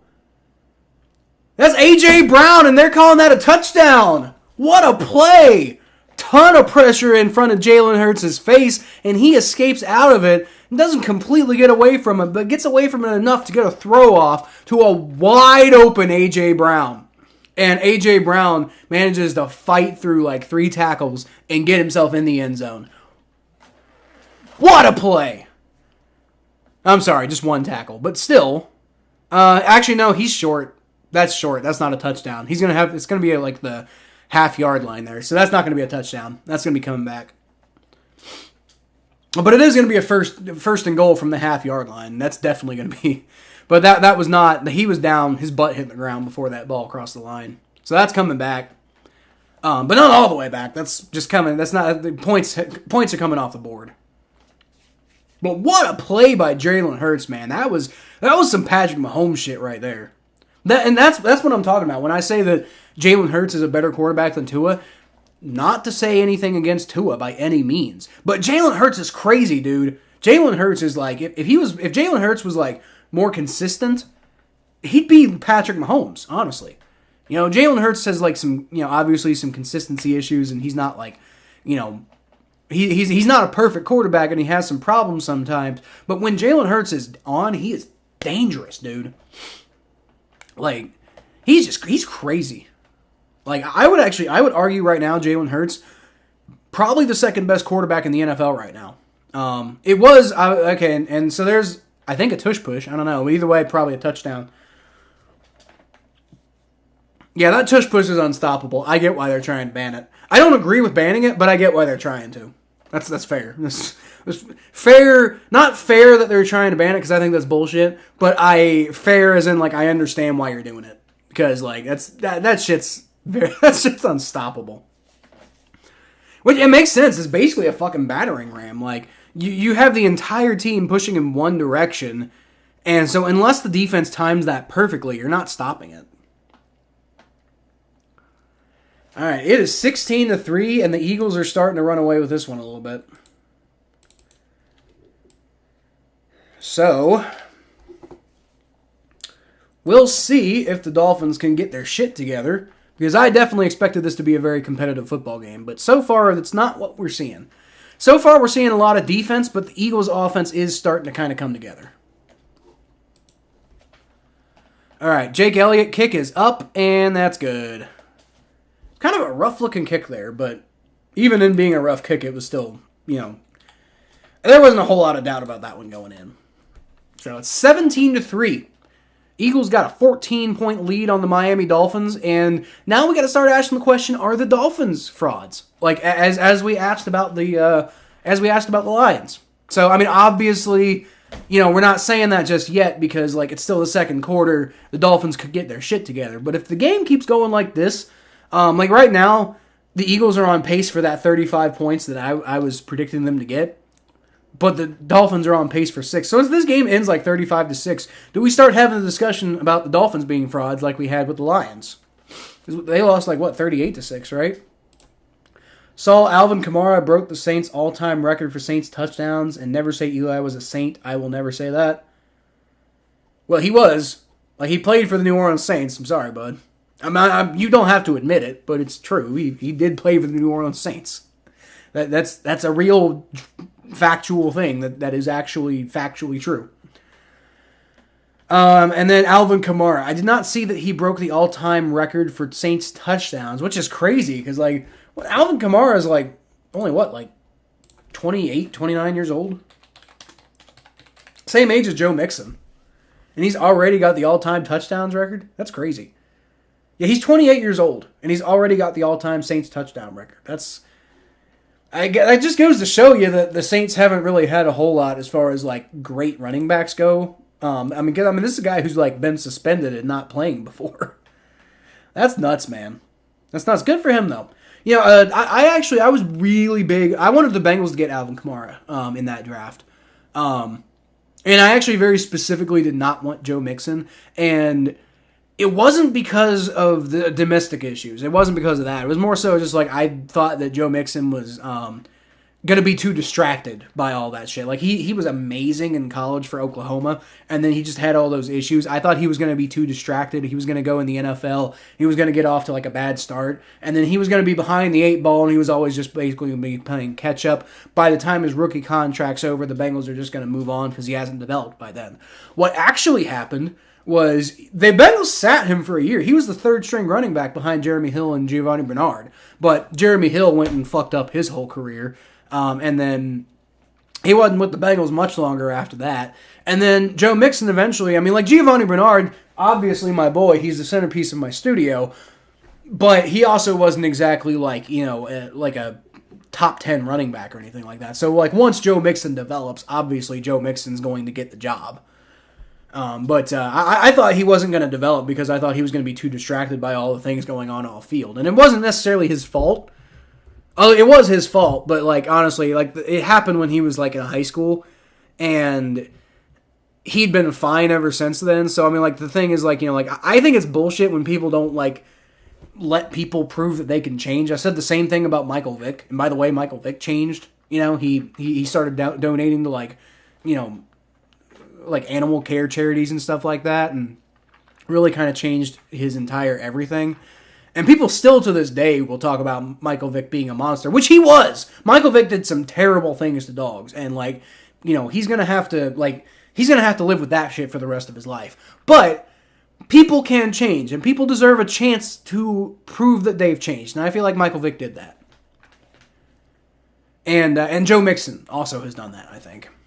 Tua Tagovailoa is going to throw a screen pass to Tyreek Hill, and that's going to maybe pick up about 4 yards. So a overall successful play, but definitely not the explosive kind of stuff that you want to see out of Tyreek Hill. So it's going to be second down at about 6. I hate the Buccaneers, but I was kind of rooting for them. I had to slap myself every time I said go Bucs. Who are the Bucs playing? I forget who the Bucs are playing. I was rooting for the Buccaneers, but that's just because I'm a fucking Baker Mayfield stan. I don't know why I love Baker Mayfield. No, I know why I love Baker Mayfield. Because he planted the flag on Ohio State's 50-yard line. That shit was funny. There's an Eagles player down, by the way. Not seeing who that is. Number 91. Who's number 91? Number 91 is Fletcher Cox. That's not good. He's a centerpiece of that defensive line. I remember, a couple years ago, the Bengals were playing the Eagles, and Fletcher Cox was a problem. So, that's not good for the Eagles if he's out. We'll see what happened here. They got Fletcher Cox and Jalen Davis. He got rolled up on. Oh, that's never good. He's walking off, though, under his own power, so hopefully it's just like a strain or something like that. But yeah, who are the Buccaneers playing? It must have been like a division game, right? Because why else would you be rooting for the Buccaneers? I did the same thing. I was rooting for the Steelers against the Ravens a couple weeks ago, and I hated everything about doing that, but I did it. All right, that was a terrible. So that was intended to be a fake screen that turned into a pass, and now there's a flag on the play. But they blew him up like 5 yards behind the play. So that was, I believe, A.J. Brown, who was intending on passing the ball.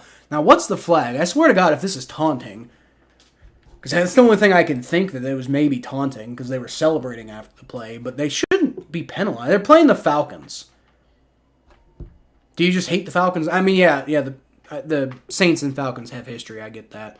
Oh, it was a retaliation by the Dolphins. So they were getting scrappy. Personal foul on the Dolphins. Wow. Oh, it's going to be offsetting penalties. They're going to replay the down? That sucks for the Eagles. You're punishing the Eagles more than you're punishing the Dolphins there, because that was a huge play for the Eagles to just completely blow that play up behind the line. By the way, I said A.J. Brown. It was the Dolphins play. I'm stupid. Ignore me. It wasn't A.J. Brown. It was Cedric Wilson Jr. I don't know why I said A.J. Brown. I'm dumb, guys. Don't listen to me. Don't listen to me. He didn't. He sucked with the Saints. What? Eli Apple? Is that who we're talking about? 73 touchdowns past Marquez Colston. Kind of crazy. And going to be a false start, I believe, by the Dolphins. There's just flags all over the place right now. Yep, false start on the Dolphins. Don't tell my sister about change. So after the false start, you're essentially going to get the same result as you got out of the blown up backfield play, except they're going to retain the down. So it could have been a fourth down stop, or it turned into fourth down, but now it's going to be 3rd and 18. So I mean, you should be able to get off the field here, I would think.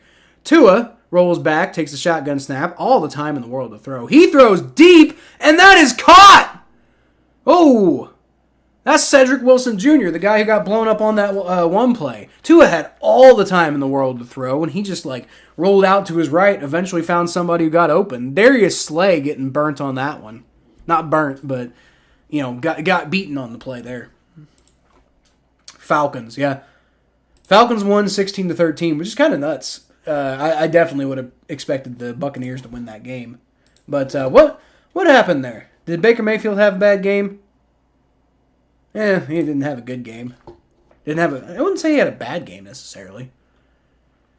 But I mean, obviously the Buccaneers only put up 13 points, so he couldn't have had that good of a game. But yeah, 275 yards, 27 catches or passes caught on 42 attempts for a touchdown and an interception, 275 yards, sacked 3 times. It's crazy. Did they have a bunch of turnovers or something? Yeah, okay, he lost a fumble. Okay. Baker Mayfield lost a fumble, so that's probably a point against him, right? Oh, no, he also recovered that fumble, though, too. Devin Tompkins, I guess, lost a fumble and did not return it. Not keep control of it. But yeah, they only scored 13 points, so something had to have gone wrong. But it looks like it wasn't really Baker Mayfield's fault. But, hey, Desmond Ridder, my fellow Bearcat, because I'm a Bearcat now.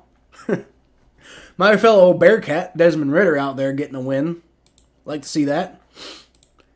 I hate it when divisional games happen. I like it when divisional games happen because, like, you know, I mean, it is kind of annoying because somebody's got to win, unless it's a tie. But it's never a tie in the division. But it's like, somebody's got to win, but somebody's also got to lose. And it's always good to see somebody in the division lose, even if somebody else wins, you know? I mean, you'll take that. Like, in a week, if like, you know, one division opponent wins, but another one loses, that, you know, that's a little bit of a boost for your team, right? So you'll always take anybody in the division losing, even if it means somebody else wins, right? So I actually like division games for that reason, because somebody's got to lose. Somebody's going to make life a little bit easier on my team. Desmond Ridder fumbled 3 times. Whew. Yeah. Desmond Ridder has not been particularly good for the Falcons. Got to admit it. You know, I like Desmond Ridder, but I'm not going to lie, he's probably not the answer there in Atlanta. I like him, I root for him, but he's not that good. Not a great quarterback. Looks like he did all right throwing the ball. 107.1 quarterback rating, 250 yards, and didn't get a touchdown, but also didn't throw a pick. So not horrible, but also not really that effective, and he fumbled 3 times. So that's a thing. All right, Tua shotgun snap. He's going to throw, and it's caught by number 0. Wait a minute. Was that first down? What the hell? Did I miss a play? The Dolphins had 3rd and 18. What the hell happened? Did we miss a play on the broadcast? Let's see, 3rd and 18. Tua threw for 29 yards. Yeah, okay. I mean, like, that happened. I don't. Did I say that, or did we just miss that play entirely during the broadcast? I think we might have missed that play. That's stupid. All right, 2nd and 3. Going to be another big pass from Tua. That's going to be Tyreek Hill who catches it. They got the ball down to the 30-yard line. So the Eagles defense was humming, keeping the Dolphins down. And just now, after like 3 plays, the Dolphins are doing whatever the hell they want. So I don't know what happened on that play that I missed, other than obviously a 39-yard pickup. All right, so that's going to be a dump off to the left side for about a 5-yard pickup to Jeff Wilson Jr. So the Dolphins' offense is moving now, and I don't know when the hell that happened. Like we went to commercial break, and then we came back. We had missed a play, and now the Dolphins' offense is just going crazy. Fumbled 3 times inside the 10. Ooh, yikes! We missed it. What'd you miss? What'd you miss, Mikey? Tua looking around, and he's going to get sacked, brought down. Nice play there by number 3 of the Eagles. And that is going to be a sack for Nolan Smith, the rookie linebacker from Georgia, who is kind of crazy that the Eagles got him in the draft. Like, honestly, everybody the Eagles got in the draft, like, the league should be, like, disbanded for letting the Eagles get everybody they got in the draft. Like, that's insane that the Eagles had the draft that they did. Nolan Smith and Jalen Carter both out here making plays. Crazy, man.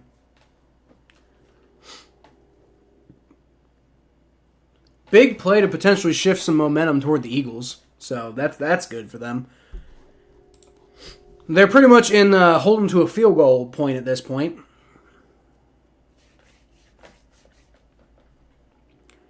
Because they just let him, like, they let him get, like, what was it, like, 15, 7, 29. Yeah, after Miami, like, almost imploded on the drive, then they let him pick up, like, 50 yards in 3 plays. Crazy. Tua takes a shotgun snap. He's going to throw it deep, and it's caught. Wow, Tyreek Hill touchdown. He just got loose. That's a big-time touchdown for the Miami Dolphins. All right. Crazy. Yeah, so it was 15, 7, and 29 before the Tyreek Hill catch. And actually, that was a pretty long catch for him, too. Wow. That was another 29-yard play. So yeah, the Dolphins were just getting their asses handed to them by the Eagles defense. And then in 4 plays, they go 80 yards. Like, we miss a play on the broadcast, so clearly the Dolphins did some sort of like crazy black magic or something, and the NFL was like, we can't condone this, so they chose not to air that play. And then I'm assuming, by the way, if the play actually did happen and I just missed it, I'm gonna look really stupid. But I'm pretty sure we missed it on the broadcast. And so I'm pretty sure what happened is the Dolphins came out and performed some like bullshit black magic that should be illegal via the Geneva Convention or something. And then suddenly they go from getting their asses handed to them by the Eagles to going 80 yards in 4 plays and scoring a touchdown. That's nuts. Like, that's honestly crazy that just happened. And right before halftime, too. That is crazy. That's wild that just happened. Like, honestly. So it's 10-0. As I am updating it, by the way. Just in case any of y'all are wondering if I'm actually going to remember to update it. I'm doing that right now. No, not 1. 10. 17-10, Eagles got the lead. And the Eagles in general, I would say, pretty much have the momentum right now, but the Dolphins just had a crazy end to that drive. 80 yards. 80 yards the Dolphins went. Nuts. 80 yards, and they started by going backwards. Like, they started on the 28, and they ended up getting pushed back to their own 20 because of, like, penalties and, and busted up plays and sacks and stuff like that. They ended up losing 8 yards on the drive, and then they went 80 yards in 4 plays for a touchdown. Like, that's nuts. That shows you how explosive the Dolphins offense can really be. Ritter fumbled a snap at the 1, fumbled twice going into the end zone for touchbacks. Man, that's gotta hurt if you're a Falcons fan, and that sucks because I like Desmond Ritter, but he ain't the guy. He really ain't the guy. And I thought that when he was at UC too. Like I never thought that like UC really had a chance in the college football playoff, and the reason for that, like, yeah, we had Sauce Gardner, that was awesome, but I never really felt like they stood really a big chance in the college football playoff because Desmond Ritter just wasn't the guy. Like, Desmond Ritter was fine, but he wasn't. He was a 2nd-round pick, and I was like, he ain't that good, guys. Like, he was a damn good quarterback by UC standards, but I thought it was weird that he was a 2nd-round pick. You have Tua in fantasy? I think I might have Tua on one of my fantasy teams. I can't remember. I know I did. I can't remember if I started him or not. That would suck if I didn't start him. LSU beat Army 62-0. That's nuts.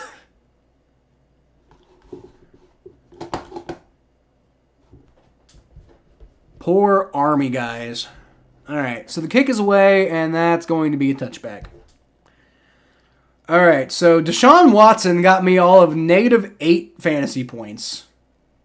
God. I probably lost that game. Let's see. Yeah. I mean, so right now, and also DK Metcalf didn't play at all, so I pretty much lost that game. It's currently 59-26 because he's still got Devontae Smith and Brock Purdy playing. So, oh yeah, Brock Purdy plays tomorrow. So if Devontae Smith just forgets how to play football for the rest of this game, and Brock Purdy just like gets sick or something, maybe I could still win. You never know. Jalen Hurts is going to get taken down. Dolphins are starting to take momentum now. Although the Eagles probably are perfectly fine to let it go to the half, to be fair.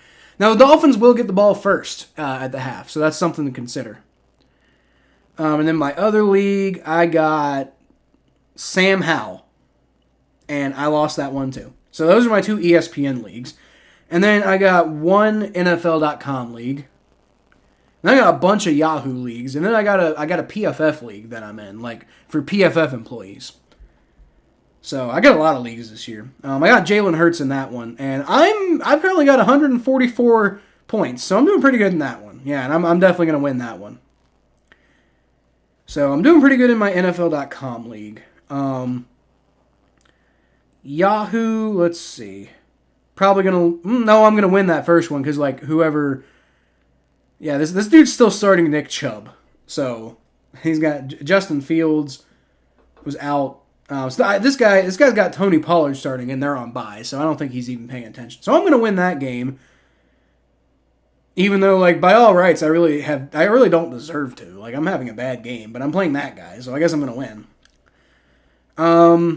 My next league, 108 points so far. I'm starting Jalen Hurts. I started Marvin Mims, which I should probably get rid of him, and I had DK Metcalf in there. But it's working out all right because overall, like, I also got, Devontae Foreman had a big game for Chicago. Terry McLaurin, Jalen Hurts. We're at halftime, by the way, so I'm going to go ahead and update that.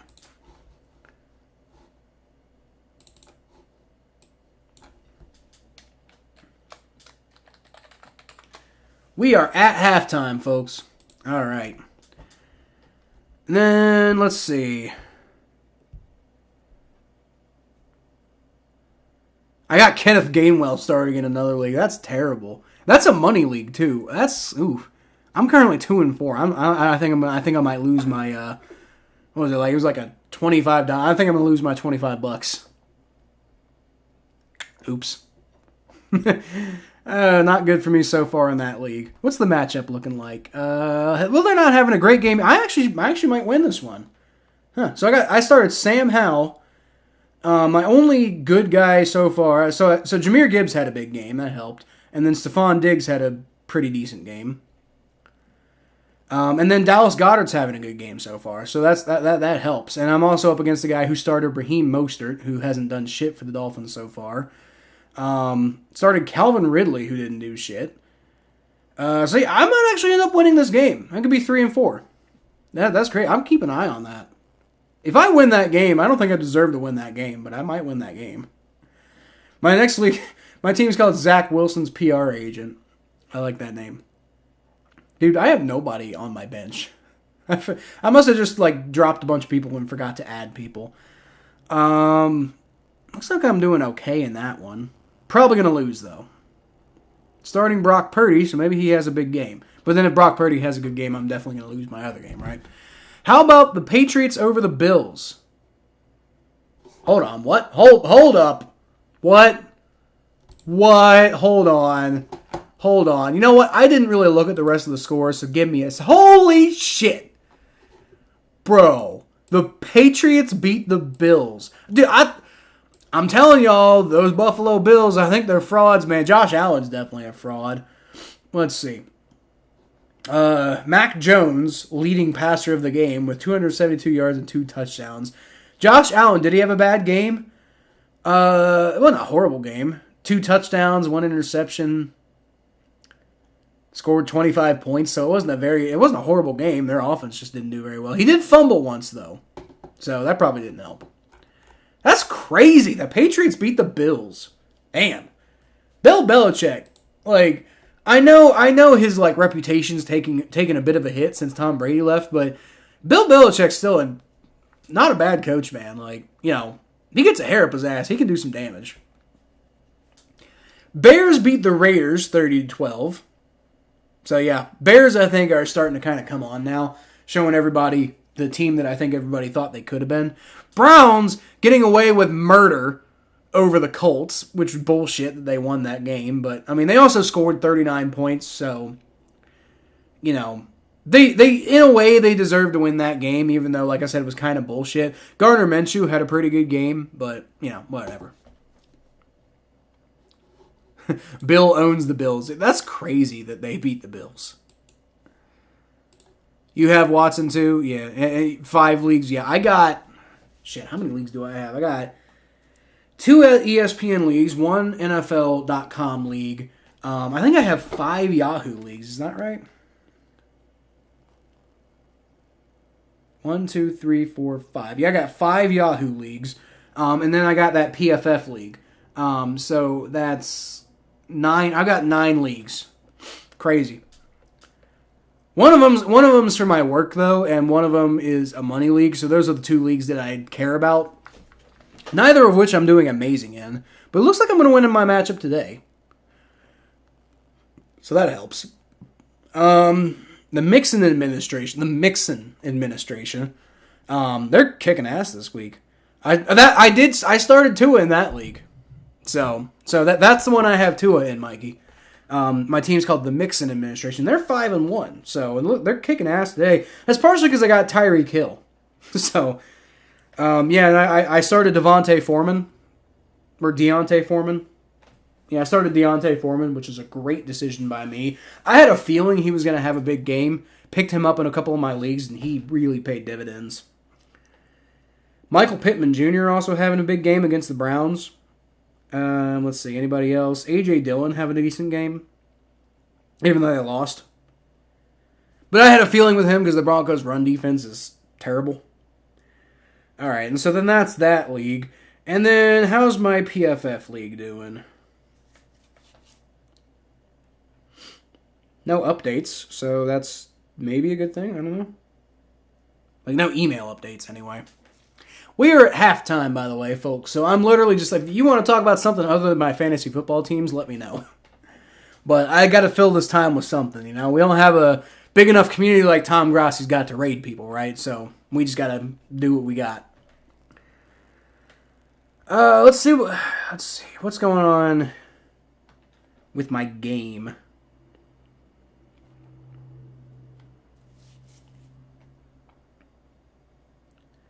Yeah, I really hate the UI of this website. I would never start a fantasy league on this. It's called myfantasyleague.com, and their UI is terrible. It's impossible to ever find anything. There's like way too many like different pages you can go to, and it's set up in like the most difficult to find way. It's like I'm trying to browse the internet in like 1997. It's terrible. So if you are from myfantasyleague.com and you like are listening, please fix your website. It's terrible. Let's see. I don't want to submit my lineup. I want to see the damn game. That's the problem. But I can never find anything on this damn website. And it's like I haven't even set my lineup half these weeks, which is part of why I think my team's like 3-3. And I haven't even set my lineup half of the weeks because I can never find the link to do anything on them.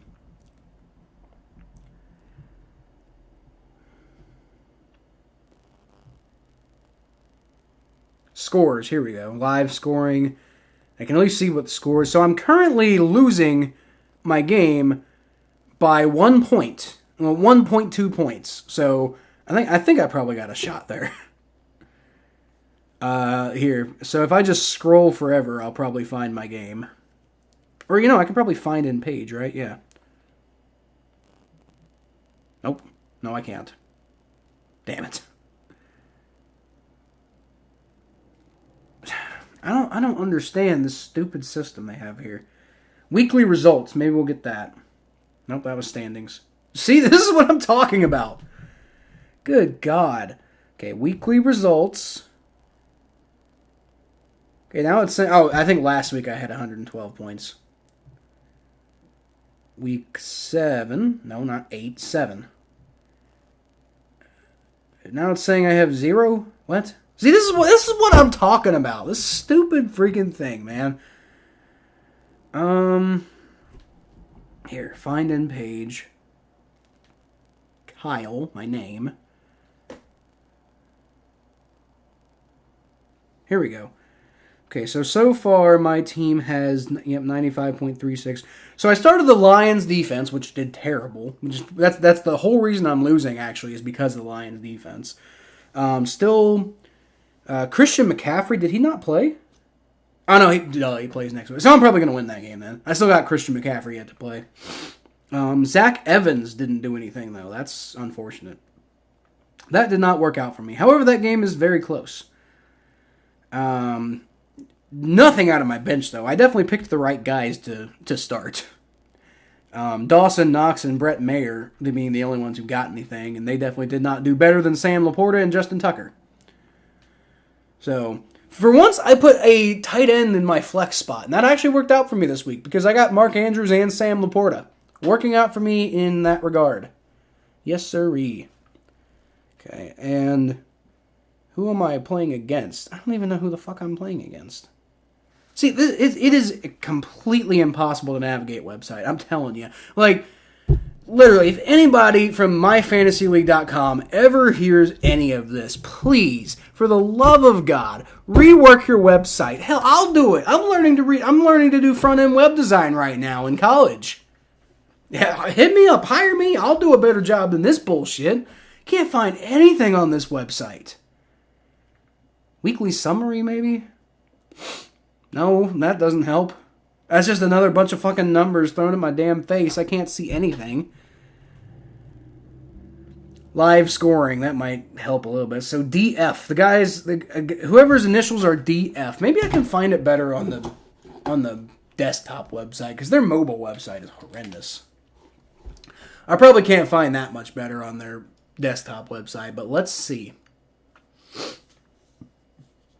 Let's see if we can find literally anything that would maybe help vaguely.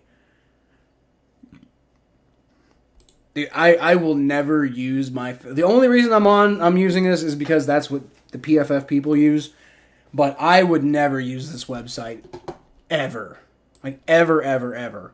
And there's some interesting features they, like, theoretically have that could be kind of cool if the website worked. Live scoring. Will it actually work here? Okay, so that's me. Here we go. Okay, so I'm up against this guy named Daniel. And he has Brock Purdy left to play and Cam Akers. And Adam Thielen's on bye, and he didn't swap that guy out. That's not good. Okay, so... They're saying he's probably going to win, but like the fact of the matter is Brock Purdy could have a very bad game. Cam Akers could probably also have a very bad game, and Christian McCaffrey could do the Christian McCaffrey thing up against the bad Vikings defense. So they're giving me a 1% chance to win, but I don't think that's accurate. I don't think that's accurate at all. I think I've got a pretty good chance at winning because... I got Christian McCaffrey going up against Brock Purdy and Cam Akers, and neither of whom I think are going to do much of anything. What is Cam Akers? Has Cam Akers even, like, what? I know he just got to, like, but has he, let's see. Has he played a game yet? Yeah, he played against the Bears, and he put up one rushing attempt for 8 yards, and one catch for 7 yards. So, you know, he had 2.5 fantasy points. And if he does that again against the 49ers, which have a much, much, much, much better defense, I think probably going to have a pretty good shot at Christian McCaffrey just straight up outplaying Brock Purdy. Like, I mean, I could see Christian McCaffrey picking up, 30 fantasy points and Brock Purdy getting, 15, you know? And then, Cam Akers maybe gets, 2. And so that would give me the win. So they're giving me a 1% chance to win this game. I think that's ridiculous. All right, so it's going to be a return to the 29-yard line on the kickoff for the Dolphins. And we are back from halftime, so let me go ahead and update that.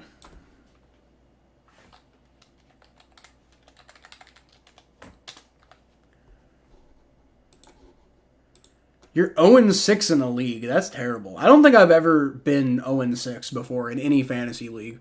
Other than, if I ever maybe created a team and forgot I created that team, maybe that team went 0-6 at some point. I don't know.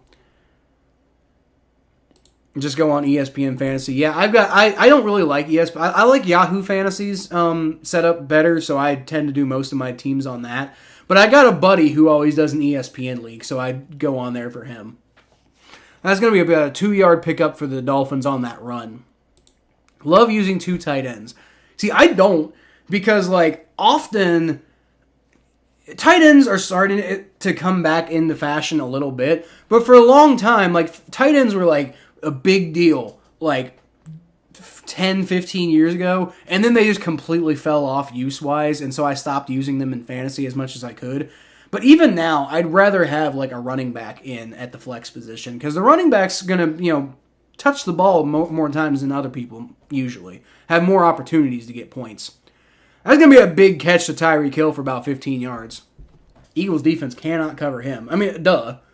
It's Tyreek Hill. But still. If you're the Eagles, you want to at least try to cover the guy. Not working out there very well for him. Hey, did I get a packet? Nope.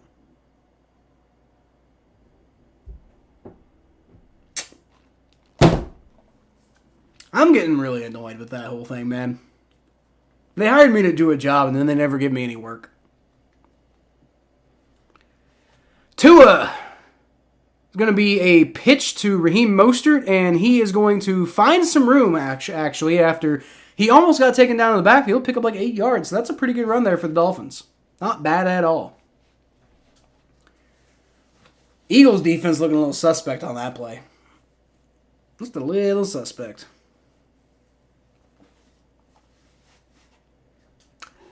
Just a little bit.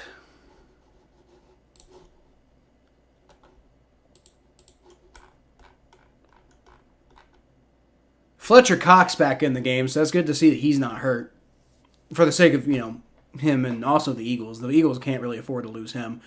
And that's going to be a first down run there. About a 3-yard pickup, and he only needed about 2 for Raheem Mostert. So he's starting to get some stuff going now. Which I'd rather he didn't because, I'm playing against him in fantasy. But, whatever. Go Eagles! Let's go Eagles!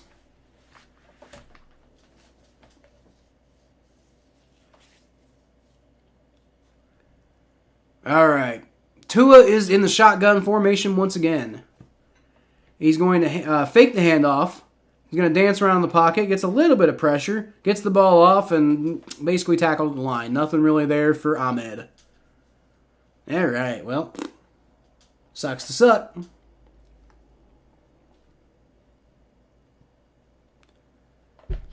Remember people used to call him Tua turn the ball over. That was a fun nickname. He's gotten better since then though. Tua has definitely improved. Tua has definitely gotten a lot better. Because there was a time when Dolphins fans were talking about moving on from Tua. I don't think there was ever really that much serious consideration, but people were seriously starting to, fans were seriously starting to talk about that. And I think Brian Flores wanted to move on from him too. That's why the Dolphins fired him. Brian Flores wanted to move on from Tua. And Brian Flores had them, winning and stuff, but they decided holding on the Dolphins, so that big run's going to be coming back. It was on the tight end, Hill.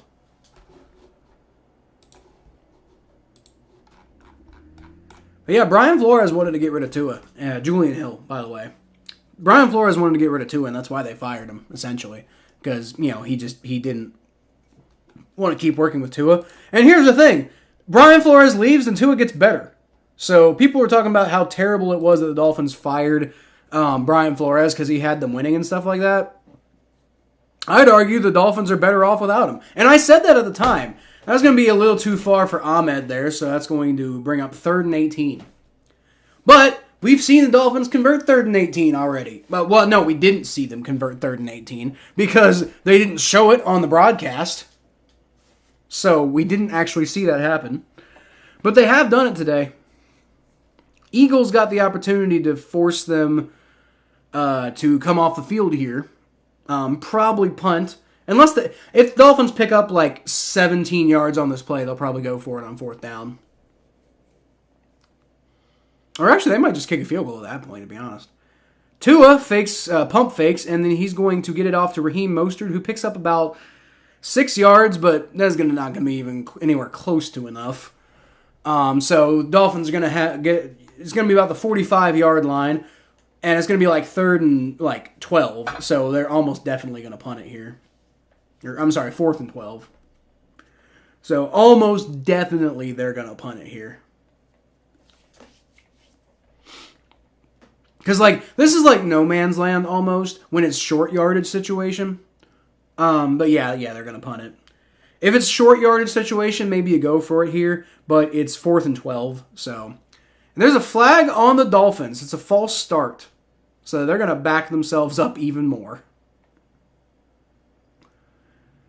It's a false start on number 22, E. Campbell. So I'm almost certain that's not who I think that is. No, it's Elijah Campbell. I was thinking Earl Campbell. I thought he got banished to hell by Derrick Henry. Elijah Campbell, a fourth-year player from Northern Iowa. Punt is away, and that's going... Ooh, nice punt. That's going to go out about the... No, they're calling it the 2-yard line? No, okay. Dolphins player just got in the way. That's going to go out about the 4 or 5 yard line. So great punt there by the Dolphins. Really taking advantage of that field position. The punter, obviously. Never gonna like sing the praises of the team by having a good punt after after having a decent offensive drive. But definitely give the punter some credit for taking advantage of the good field position. So Eagles are going to have 95 yards to go on this next drive. Go Dolphins. Oh, yeah, because, your mom's an Eagles fan, right, Mikey? So, you're still here? What's going on, Mikey? We're all still here, you and me at the very least. I think there's one more person who's not talking, but I saw there was like 3 people watching. So, let's see. Oh, nope, it's just you now. According to YouTube, it's just you. So it's just you and me now, Mikey. So, how you doing, buddy? But, I mean, it's about what I expected. It's the friggin' third quarter in a non-Bengals game, and during Sunday Night Football, where you've got, like, a lot of big streamers streaming. So, like, who's going to come watch my stream in the middle of that, We might, if this game stays close, we might get a bit of a boost at the end. But again, most people usually come to my streams to watch my reaction to games. And, why would you come watch my reaction to a game I don't care about, I just wanted to stream because it's a bye week for the Bengals, and I wanted to try to put something out. Because, I'm going to try to put out a video, like probably power rankings, but maybe something else. I'm going to try to do that, but because of my work and my school schedule, I can't promise it's going to happen. So I want to at least try to put some content out, and that's why the live stream today. Doing painfully because Foster Moreau can't... Yeah, I'm sure you are. Sure you are. Yeah, I started the stream talking about how, this week was rough for me because all the division teams won, and 2 of them won in bullshit fashion. One of them won in really bullshit fashion, and then the Steelers won in the bullshit fashion that the Steelers typically win in, which is just like, how the fuck did you guys win that game? Fuck you. But, yeah. Pretty good defenses today so far. Pretty good defenses. Although it is still 17-10, so obviously not elite defense. But definitely have not seen the offensive explosion you expected to see out of these 2 teams. We were expecting, I think, it still could be a 35-31 game. It really could. Although it'd be... So that'd be what, like 3 more touchdowns for the Dolphins? And it could happen. They're going to have to start soon, though. All right, A.J. Brown is going to get a catch, about 9-yard pickup, and the ball goes sailing out of bounds. But, it's well out of bounds, so, perfectly harmless. But I don't even know if that would have counted as, like, a fumble or not. But let's see. I'm just curious here. Jalen Hurts with the hard count. Oh, yeah, he got that ball ripped out. But, I do think he might have been out of bounds when it happened, though. Going to be 2nd and inches. I thought he got a first down, but I guess not. Come on, tush push. Let's get a tush push. Because why not, honestly? Like I said, I think it's bullshit that people are trying to ban that play. Like, dude, it's a football play. If you don't like it, stop it. I think it's bullshit that people are trying to stop. Like, it's just a physical football play. That's all it is. It's going to be a handoff to DeAndre Swift, and he's not going to get a whole lot, but it's going to be more than enough for a first down. It's going to be about a 3-yard pickup. But he only needed 6 inches. And he got that and more. So that worked out for him.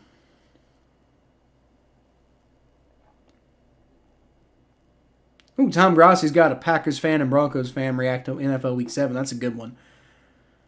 I'm definitely going to be watching that after this.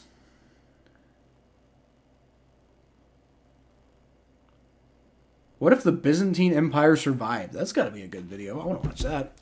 Jalen Hurts fakes the handoff, and he's got pressure immediately, but he gets out of the pressure. Still gets sacked, though. He gets out of the first one, so he saves about 5-ish of those yards, but still ends up going down. Rough.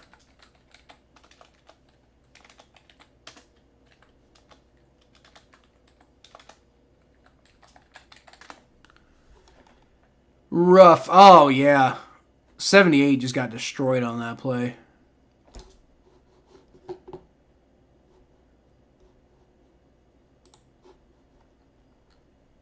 Sua Opeta getting destroyed on that play for the sack. DeAndre Swift is going to get a screen pass, and he's going to push forward and pick up about 6, maybe. I don't know. Pretty decent looking screen pass there on second down. Not quite what you wanted to see. Dolphins missing Jalen Ramsey right now with is it a torn meniscus? Because he's on injured reserve, so it must be like a torn meniscus. That sucks.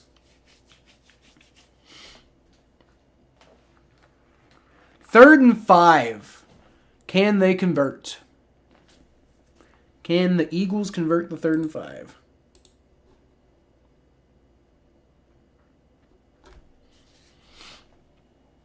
Shotgun snap. Jalen Hurts throws. Knocked away by the Dolphins. That was great coverage. All right. Dolphins defense holds. Imagine if I didn't interview the Houdat center last year, you wouldn't be here. That is true, Mikey. I've been actually thinking I need to get back to doing stuff like that.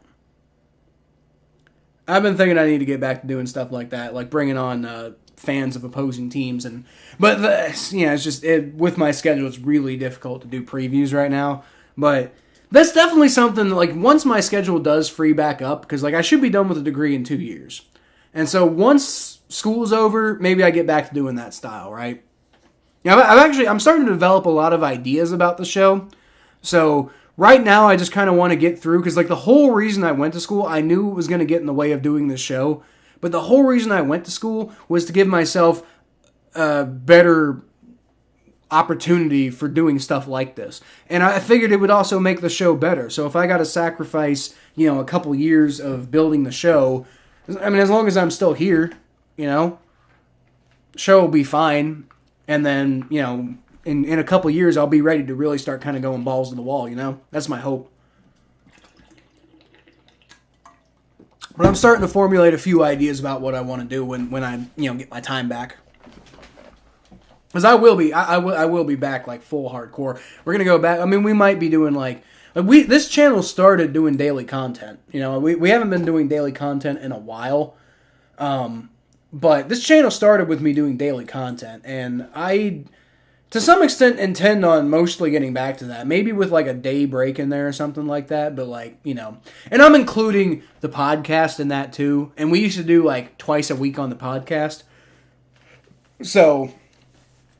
It might be a combination of live streams and videos and stuff like that. But I opened a TikTok and trying to get into YouTube Shorts and stuff like that. So I'm going to try to be doing a lot more content as far as that's concerned. But yeah, just right now, it's really, really hard for me to get that content out. If I can't, nobody can. Fair enough. Remember when Tom made a comment about Pete Carmichael and I was like, thank you. Yep. Yep. Pete Carmichael is making the rounds. Very, very well known these days for being hated by Saints fans. Pete Carmichael is y'all's Bob Bratkowski. Pete Carmichael is y'all's Bob Bratkowski. That's a name, by the way. That's a name, by the way, because Bob Bratkowski he last coached in the NFL, I think, in 2016, which is by the way, that's crazy. I did not realize he was still coaching into 2016. Like, the Bengals fired him in 2010, and he kept getting work for years after that. Like, 2011, he was the Falcons quarterback coach, so, like, early stage Matt Ryan. Like Matt Ryan's, like, third year or something like that. Bob Bratkowski was his quarterback coach. Jaguars offensive coordinator in 2012, and obviously that didn't go well. And then he came back to the Bengals as an offensive assistant? I don't remember that. When did Bob Bratkowski come back to the Bengals? As an offensive assistant in 2014. I don't remember that at all. But I guess he was here for 2 years after getting fired in 2010. Ooh, Raheem Mostert with the big run, about a 15-yard pickup. That's bad. And by bad, I mean I'm against him in fantasy, and I don't want him to do well. And then he was the Tennessee Titans receiver coach in 2016, and then he retired. Yeah, they fired Mike. Well, they mutually parted ways with Mike Mularkey in 2017, and Bob Bratkowski just retired after that. Oh no, he retired. So he went back to the Bengals for 2 years, then retired, and then Mike Mularkey lured him out of retirement, I guess, to do 1 year of wide receiver coaching, and then he re-retired. All right, Raheem Mostert, left side, picks up about 13 yards. He's starting to kick my ass in fantasy. You're big on YouTube Shorts? Yeah. Like, I still got to figure out, like, making shorts. Like, they're so much faster and simpler to do. The problem is, like, the thresholds for YouTube Shorts are so much higher than they are for, like, regular videos. So that's why I've kind of, like, been a little hesitant about adopting them. But a lot of people, and I know I watch, like, like the Reels, like the Instagram Reels, they put them on Facebook, and I watch those all the time on Facebook. So I know it's content that people will watch, so I need to get more into it. It's just, like I said, time management right now is very difficult. Like, for me, the priority is doing well in school. And then my next priority beyond that is making sure that I make enough money to take care of my family. And then, like 4 or 5 priorities down from that is this YouTube channel. I love this channel. I put my effort into it, but my family comes before this. School comes before this. Work comes before this. So, yeah, I just struggle with having the time to do it. Pete doesn't know what the hell he's doing. Doesn't look like it, honestly. Tua is going to bobble the snap a little bit, and he's going to hand it off to Ahmed, but Ahmed gets maybe about a yard on that play. So, looks like the Dolphins are probably going to stall out, have to go for a field goal, but they have one more down, so we'll see if they get it on this play. All right, Mikey, someone has a video of me yelling at everyone on the Saints after the Bengals lost last year. Yeah, well, sorry, buddy. That turned the Bengals season around, though. Like, the Bengals were looking like it was going to be potentially like a bit of a lost season last year until they played the Saints and things started turning around. So, that was a good game for me. Sorry. Tua shotgun formation. Takes the snap on 3rd and 3 and throws. Oh my God! He's got a wide open Tyreek Hill, and Tyreek Hill catches it, drops it, and then it goes out of the end zone. And he was acting like it was a fumble, and then he went and recovered it in the end zone, but he couldn't even pick it up. And then, like, another Dolphins player had an opportunity to pick it up. He couldn't pick it up, and it eventually rolls out of bounds. And so, instead of being potentially wide open Tyreek Hill, Tua had him, and that would have been a touchdown, but he dropped it, and they're going to have to settle for a field goal. That's wild. Tyreek Hill. I've never seen Tyreek Hill drop a ball like that before. Dolphins are going to go for it on 4th and 3. Interesting decision here. In the third quarter, Tua takes a shotgun snap. He's going to throw nothing. Eagles hold. Going to get a turnover on downs. And Cedric Wilson is calling for a face mask penalty, but he's not going to get it. So Eagles defense holds. And Dolphins offense was driving, and they just give the ball right back. I don't know why the hell Mike McDaniel decided to not take the field goal there, because you're keeping the game close. and then you're taking a risk when the offense is starting to. Oh yeah, that was a flop. Cedric Wilson Jr. with a huge flop on that play, trying to get a flag called because Tua threw a bad pass. That's weak, dude. That was the floppiest flop I've ever seen in my life. Like, and I've seen some like crazy flops before, but that was so ridiculously obvious. Someone has a video of me yelling at everyone. Yeah, I already read that. Forgot I read that. Let me go back to that play because, like, did I not see something? Because like that looked like the craziest ass flop I've ever seen in my life. Let's see. Yep, there's Tyreek Hill's drop.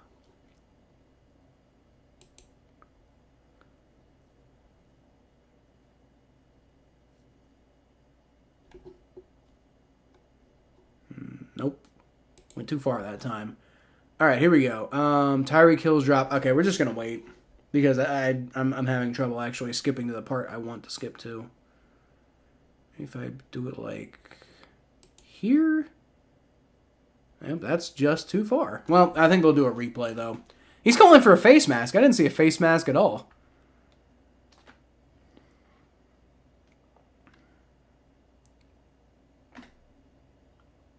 Let's see if we can get a... I know we can get a replay. Here we go. Here's the replay. Cedric Wilson Jr. goes... Oh, yep, there was a face mask. He's right. He's right. Now, that was a flop, too. He flopped like hell. But there was a face mask, so he was right about the face mask. But he flopped to insinuate the face mask. And I think because he flopped, the refs kind of like dismissed him. So maybe don't flop next time. But yeah, there definitely was a face mask, to be fair. James Bradbury face masked him. But I think Cedric Wilson like kind of screwed it up by flopping and then making the refs like probably dismiss him. I knew we were gonna lose, but not like that. Yikes. I'm sorry. That sucks. That's a tough way to lose. Saints find ways to win and find ways to lose, and the lose part is terrible. Yep, it's kind of like being a Bengals fan, really. The difference is at least y'all won a Super Bowl that one time. The Ranting King. Yep. I used to go on some crazy ass rants when I first started this channel, but yeah, that's what I hear. Jalen Hurts throws an interception right away to Baker. And it's going to be a pick six. Wow, so the Dolphins get their touchdown after all. Crazy. Wow. Out of nowhere. Jalen Hurts gets the ball knocked down and Baker catches it. The linebacker. Yeah, Jerome Baker. So yeah, Jalen Hurts rolls back and number 4 just gets in the way and knocks that ball down for Jalen Hurts. Cater Kohu, something like that. Second-year player from Texas A&M Commerce, and just knocks it right into Jerome Baker's hands, and Jerome Baker returns it for like 10 yards for a touchdown. Crazy. All right, well, it's 17-17 now. This game just got interesting. It was already kind of interesting, but now it's really interesting. This is a really interesting game now.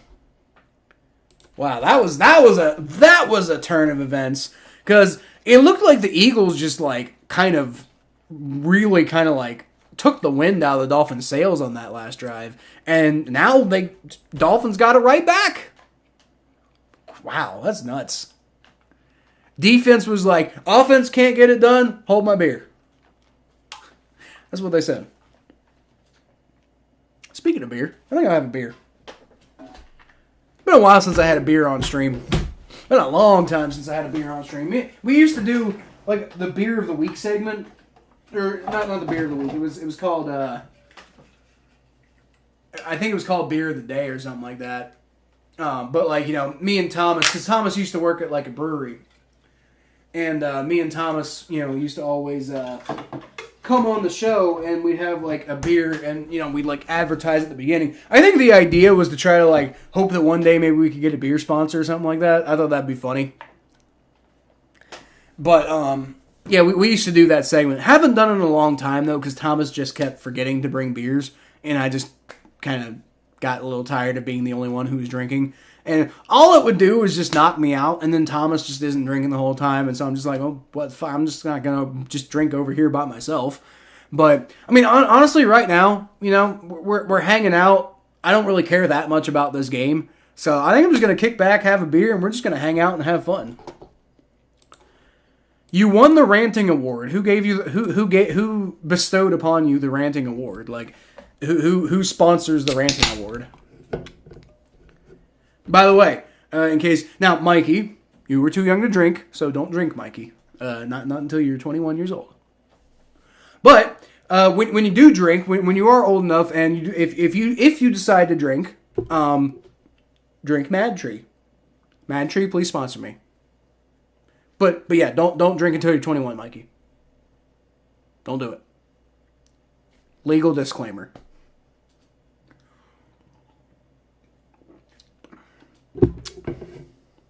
He's like, okay. Sure. Okay.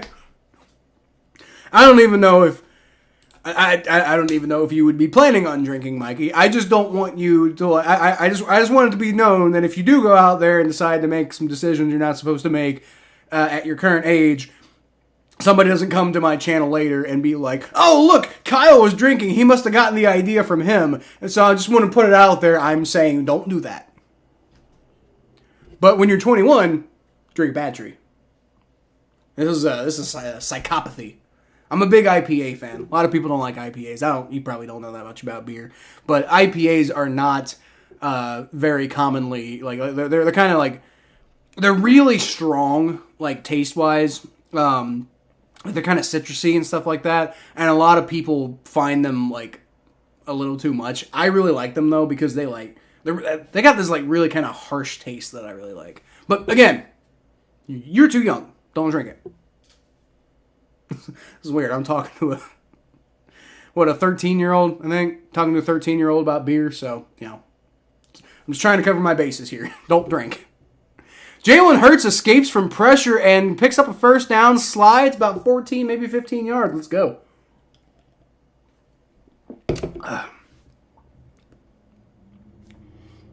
Two Dolphins players are injured on the play, so that sucks for them.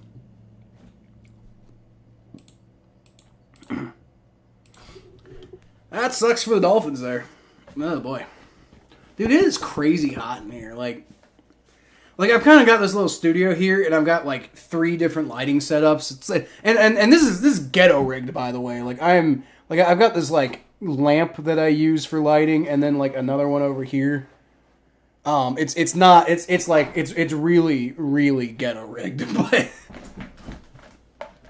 But it works for my purposes. I can't afford, like, real studio lighting, but, like, I can take some lamps from around my house and try to do, like, a 3-point lighting type of thing. Like, and then my third point is just, like, the ceiling light right there.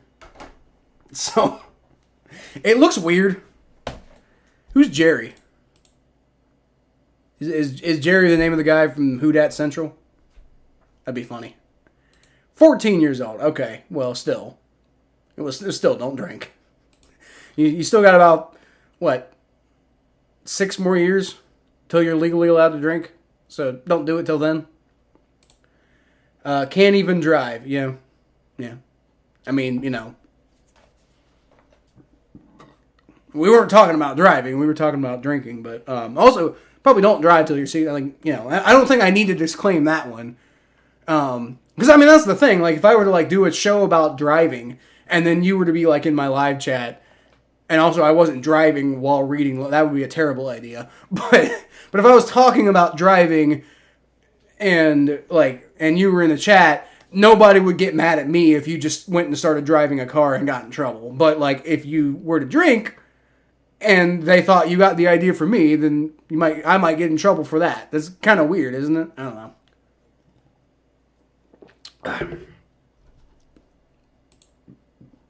One of my friends who's a Saints fan. Oh, all right, well, I've seen a couple of your rants on your channel, and yeah, you definitely rant like crazy sometimes. Have a disability which prevents you from driving. I'm sorry, Mikey, I didn't know that. But also you can't drive because you're 14. So I mean that's the main reason why you can't drive, because you're 14. So that's the reason.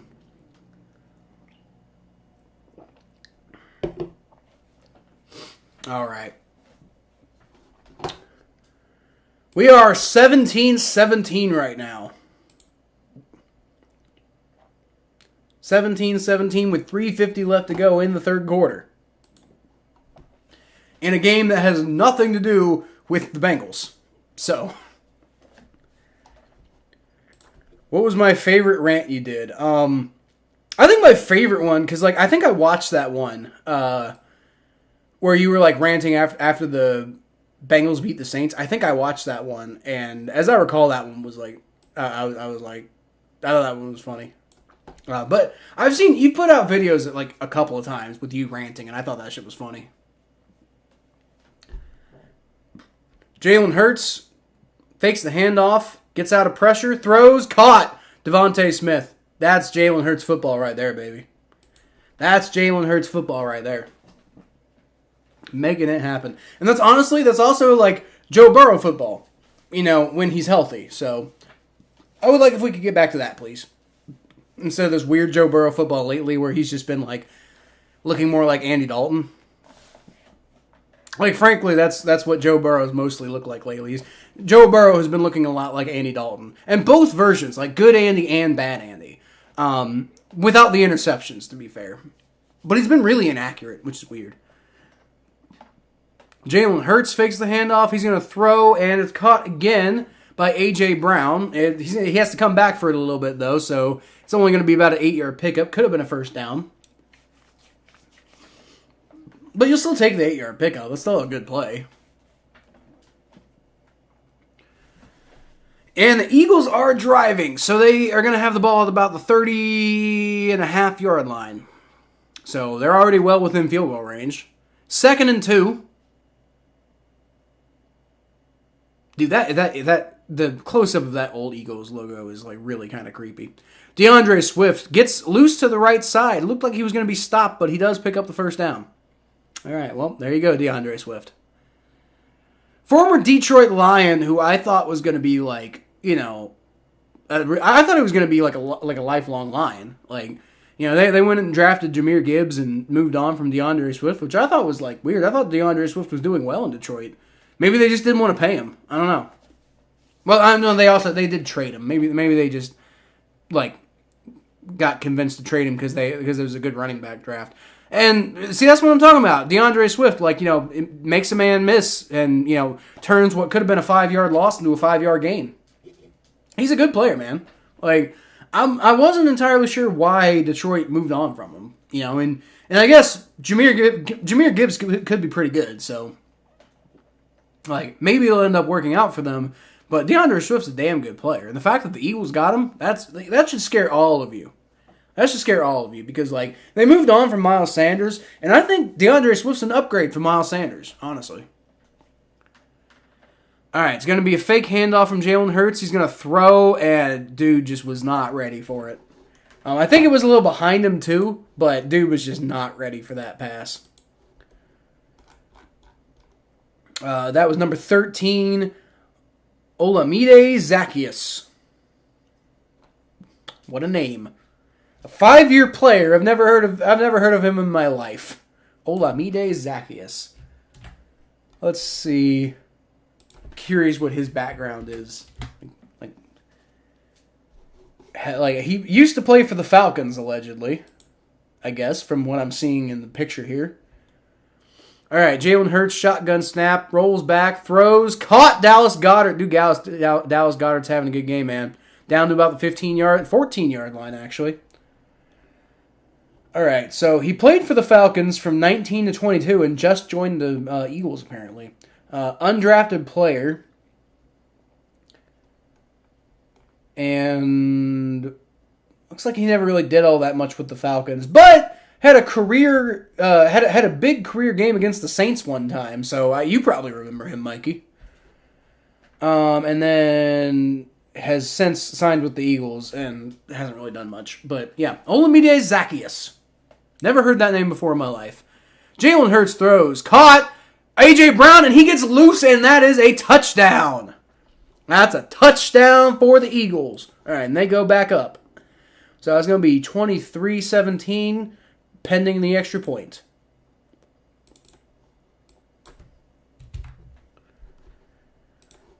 Mikey, his name's Olamide Zacchaeus, and I was thinking you probably remember him because he apparently had a big game. Like one of the only things he ever did was have a big game against the Eagles. Against the Saints one time. Apparently in 2021, Week 8 game, he caught 3 receptions for 58 yards and 2 touchdowns in a 27-25 win. So basically, the only reason the Falcons won that game is because of Olamide Zacchaeus.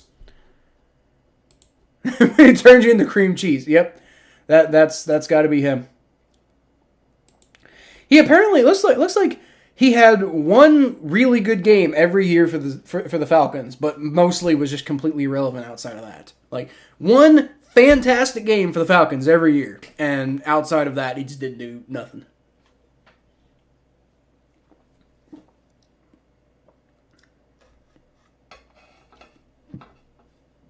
Yeah, so week 15 of his rookie year, 2019, he returned a fumble for a touchdown in the closing seconds of a 29-22 win over the 49ers, and then basically did nothing else the entire rest of the year. And then in 2020, he had a 100-yard game with 4 receptions of 103 receiving yards and a touchdown in a 34-27 win over the Broncos. And then did nothing until getting hurt and going on injured reserve in December. So he did basically nothing outside of that one big game. And then in Week 8 against the Saints, as you said, he turned you all into cream cheese. So Patterson's the reason.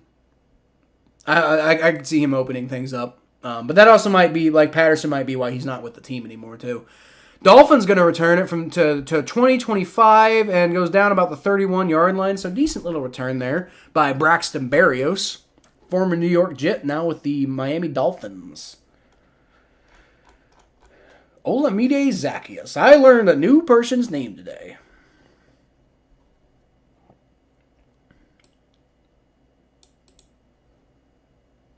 He was the most valuable player of the 2018 Belk Bowl. Belk. Is that like it's like a department store in the South, I think, if I recall correctly. I got a buddy who says like milk really weird. He'll say like milk, and so like we saw the store Belk for the first time when we were on like a trip with him. Tua takes the timeout, and then the Dolphins snap the ball. That was really weird. There's a flag. What's the flag?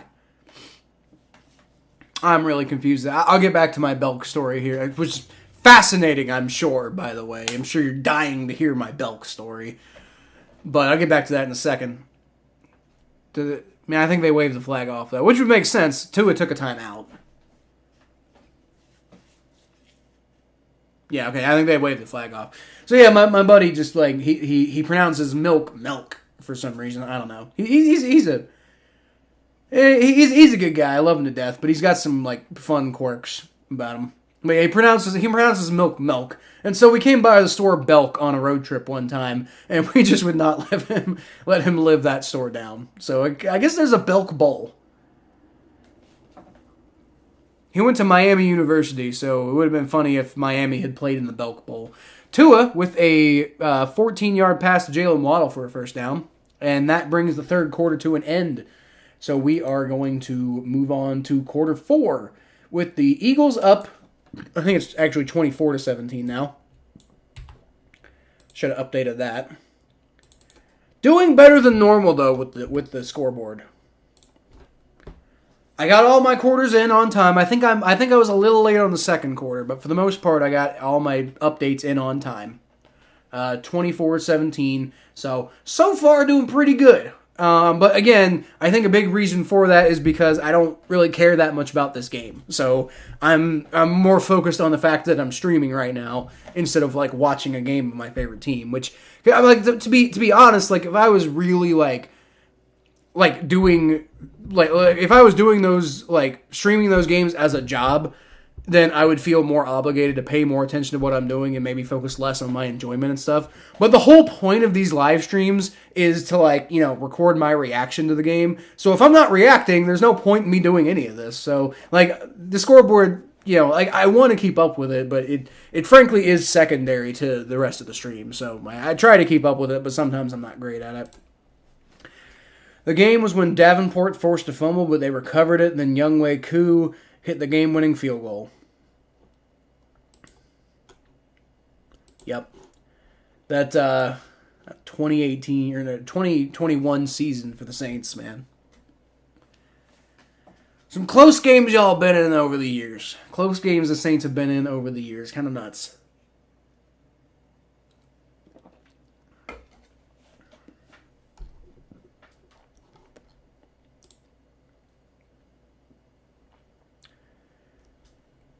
Virginia actually shut out South Carolina 28-0 in the 2018 Belk Bowl. Whoa. Cold chill. Crazy.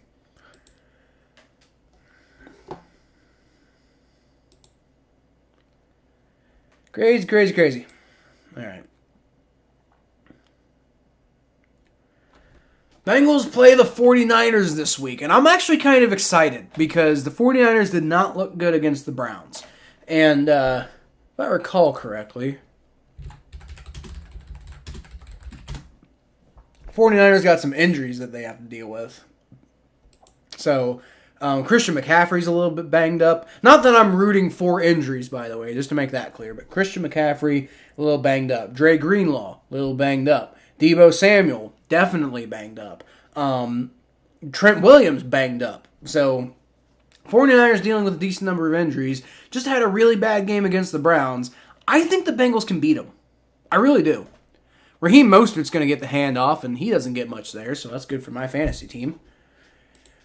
Drew Brees has the most career overtime wins ever, and we still got screwed in OT.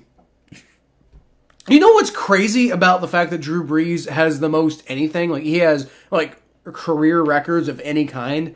It's nuts. Because Drew Brees, legendary, Hall of Fame quarterback for the New Orleans Saints. But y'all got him when he was, like, what, like 28, 29? Maybe older than that. Like, he might have been in his 30s. Like, he was not... Like, when he was with the Chargers back in the day, Drew Brees was, like, I think a good quarterback, but definitely not like a Hall of Fame type of guy you'd expect one day he's going to have the most career overtime wins of all time. That's a false start. Push him back. False start on Alaric Jackson. That's his name, right? If I recall correctly. That's a guy I wanted the Bengals to draft, so might not have been Alaric. I thought that might be a different guy. What's his name? Jackson? Austin Jackson, yeah. Definitely a guy I wanted the Bengals to draft, but I guess I can't remember his name, so I don't know. But yeah, when he played for the Chargers, it was looking like he was destined for, like, you know, a mediocre playing career. Then he went to the Saints, and just greatest free agent signing probably ever was Drew Brees. Might have been the greatest free agent signing in NFL history, Drew Brees. That is kind of nuts that the Saints got that much out of Drew Brees, because like I remember back in like 2004, 2005, like, you know, people thought Drew Brees was a bust, you know, like, and he wasn't a bust. I always thought that Drew Brees was a little underrated back then, but like the general thought process was that the Chargers kind of missed on him, or maybe just didn't develop him the way he needed to, and then he went to the Saints and just went crazy. Tua throws, and that's going to be a first down to Jalen Waddle. So this game is staying interesting so far. Yeah, Brees was a second round pick, first of all, so the expectations weren't that high. But he started out as, you know, like Doug Flutie's backup, and then had a couple okay years, but like the Chargers never really like committed to him.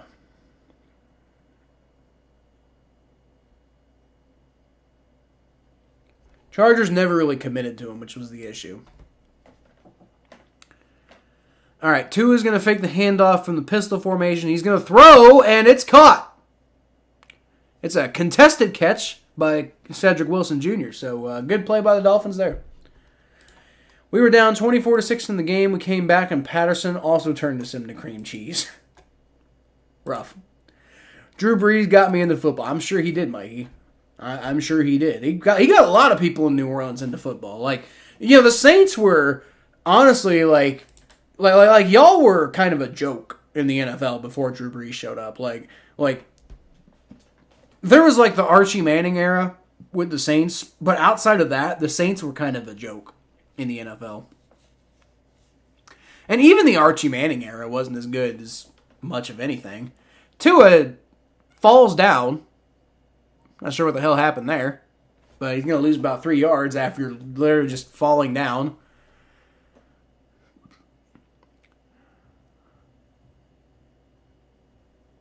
I don't even know what the hell just happened there.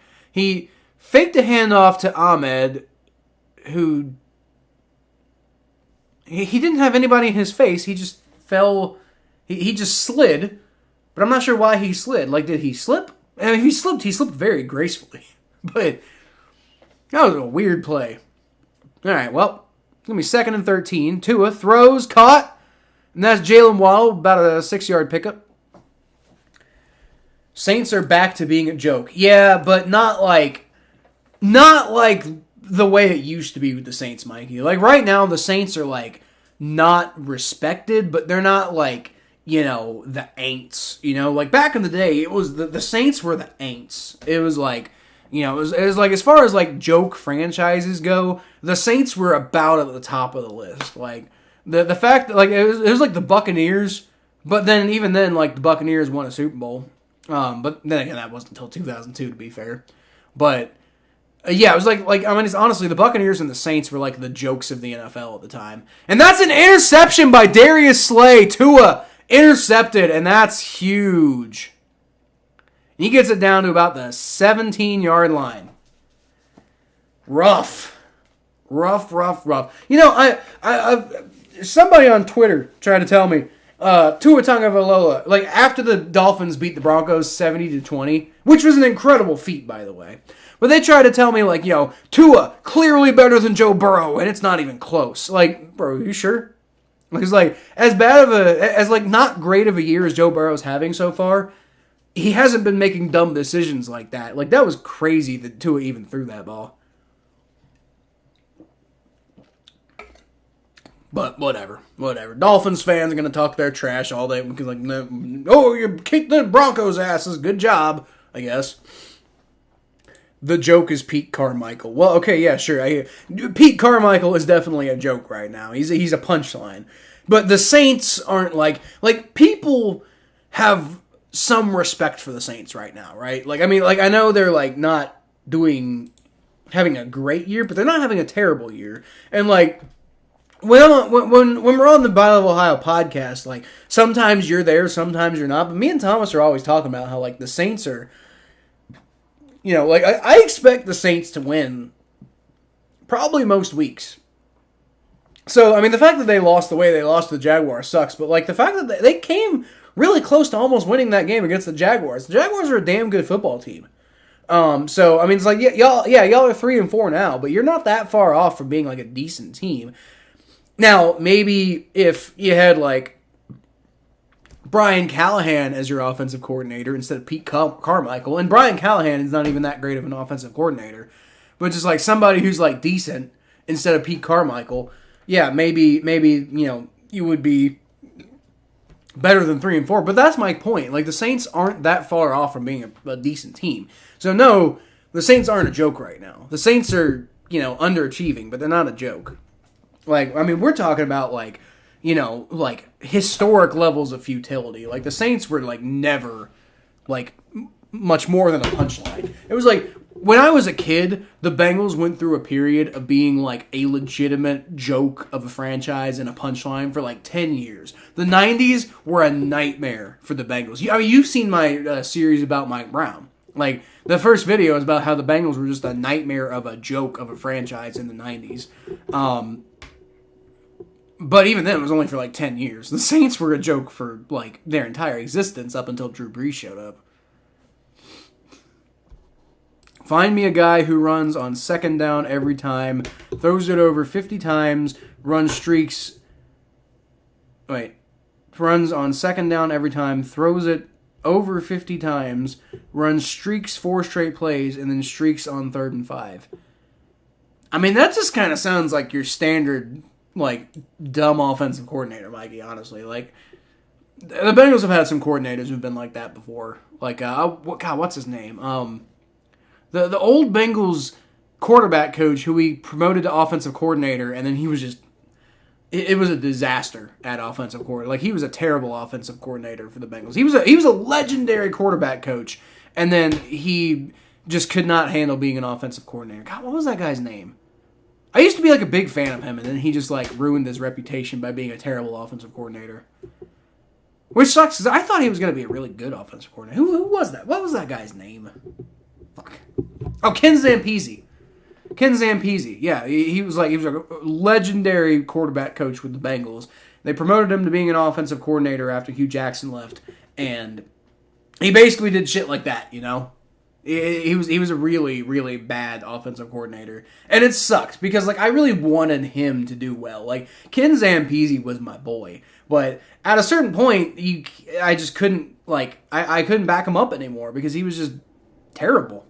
Like he just wasn't putting the team in good positions at all. It was really unfortunate, but at some point you just had to call a spade and be like, dude, Ken, like, thank you for your time as quarterback coach, but we can't keep you on as offensive coordinator, so you probably got to get out of here. Jalen Hurts throws to A.J. Brown, who bobbles it, eventually catches it, but doesn't get enough for the first down conversion, so it's going to be 4th down for the Eagles. They're probably going to have to punt the ball away, so unfortunate that they couldn't turn that interception into points, but they do basically take points away from the Dolphins by doing it, so the Eagles can't be too... Eagles got to be like, you know, maybe not too butthurt that they didn't do anything on that drive. At least you prevented the Dolphins from getting points. You preserved your lead. So you got to take that.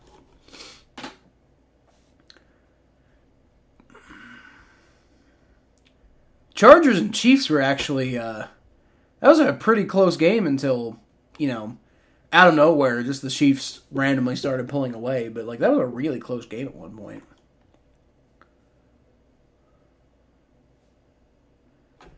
Isn't that nuts, by the way, that the Packers are now randomly so bad that they're losing to the Broncos, which, I mean, I thought the Broncos were like, you know, a number 1 overall, I mean, they don't have their first round pick this year, so it doesn't matter. Or do they?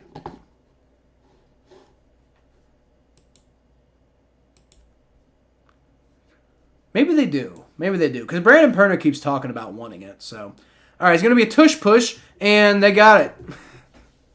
Yeah, I can definitely see why. So on 4th and 1, that was I don't know about that call. I mean, obviously it worked. So, you know, tush push. If it works, it works. But Dolphins had him stopped.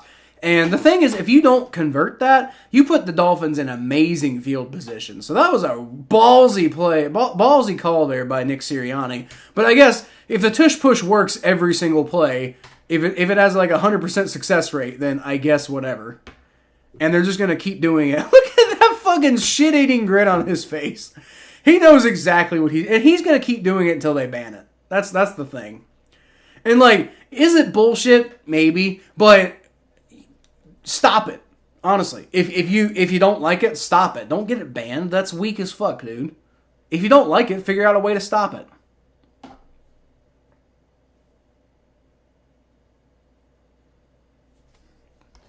Yeah, you know, here's the other thing. Like, if it's so effective for the Eagles, why isn't everybody else doing it? If it's a cheat code, then why doesn't literally everybody else do it? You know, that's my other argument against banning it. Like, why the hell would you ban something if it's not just literally like a cheat code for every single team? If it's a cheat code for the Eagles, and by the way, that's a drop by A.J. Brown, so that sucks for them. After the tush push gets them the first down, now suddenly it's 3rd and 7. So, yeah, just a drop by A.J. Brown. But yeah, I mean, that's my thing about banning the tush push. If it's such a broken cheat code of a play, then why the hell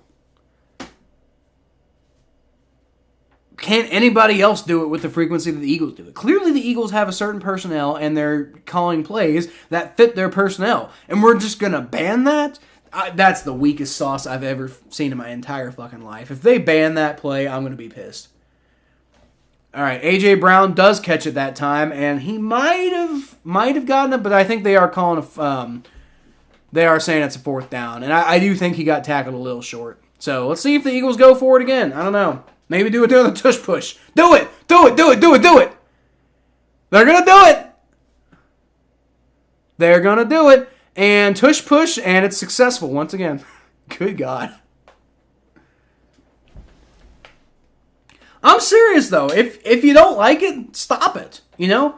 If the Bengals turn their season around and they meet the Eagles in the Super Bowl, which is the only time they could play the Eagles, by the way, but if the Bengals turn their season around and make it to the Super Bowl and then play the Eagles, and then the Eagles win the game on a tush push, you know what I'm going to say? I'm going to say, man, we should have done all this other stuff right instead of let the game come down to a fucking tush push. And you know, maybe learn how to stop that. Or maybe use it ourselves.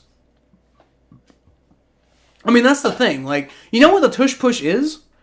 Hold on. It's going to be a quick toss to DeAndre Swift, who picks up maybe a yard. You know what the tush push is? That's classic style football. Like back in the day, before the forward pass was even invented by Teddy Roosevelt, by the way. Teddy Roosevelt invented the forward pass.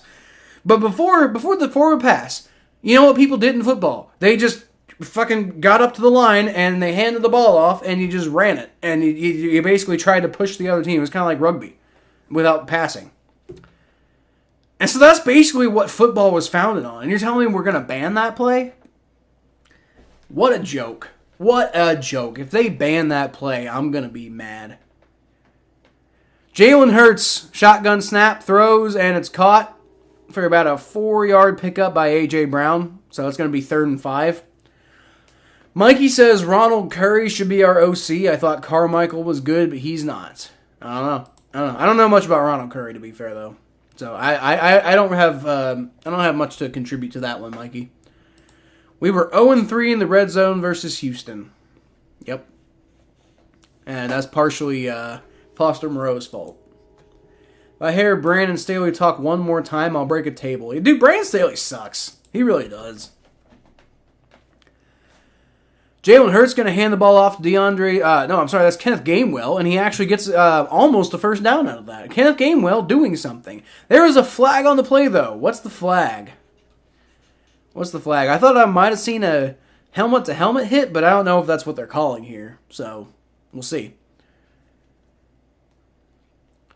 Offsides by the Dolphins, so that's going to be a first down. Nice. And the Dolphins are just giving them a bunch of, like, free plays. Like, that's part of the reason the Eagles are winning this game is because the Dolphins just keep, like, bailing the Eagles out with, like, penalties. So, I think the Eagles right now are tracking to probably win this game. And then, no discussion about whether the Dolphins are frauds or not, for sure. That was something I was considering early in the game, but that's definitely not where we're at anymore. But they're definitely not like these big juggernauts. Oh my God, A.J. Brown with a 50-yard catch. Whoa. That'll flip the game on its head. All right, yep, that's 42, I'm sorry, not 50. But yeah, bro, we got like 5 minutes left in this game. A.J. Brown with the huge pass from Jalen Hurts. I mean, we only got like 5 minutes left in the game, man, and the Eagles are knocking on the door again, and they already have a 7-point lead. So, I mean, I'm not saying that, like, that's obviously not coffin nails or anything like that, but, I mean, they got the ball on the 8-yard line now. Kenneth Gainwell is going to take the ball, and best run of the game for Kenneth Gainwell, about a 6-yard pickup, and it's going to be 2nd and 3. Well, 2nd and goal, but from the 3. Mikey said the Saints are going to the Super Bowl even knowing our cultures are still here. Well, yeah, I know, Mikey. We tried to tell you that the Saints aren't going to the Super Bowl. We tried to tell you that. Like me, I tried to tell you that. Thomas tried to tell. Jim tried to tell you that. Like, I'm sorry, but you know, the Saints. The Saints, I think, are a little underrated. I really do think the Saints are underrated, but the Saints also aren't like. I don't even think the Saints are necessarily. The Saints are, I think, might compete for a playoff spot this year, but I don't know if they're going to make the playoffs. And you can't win the Super Bowl if you don't make the playoffs. So that's just all there is to it.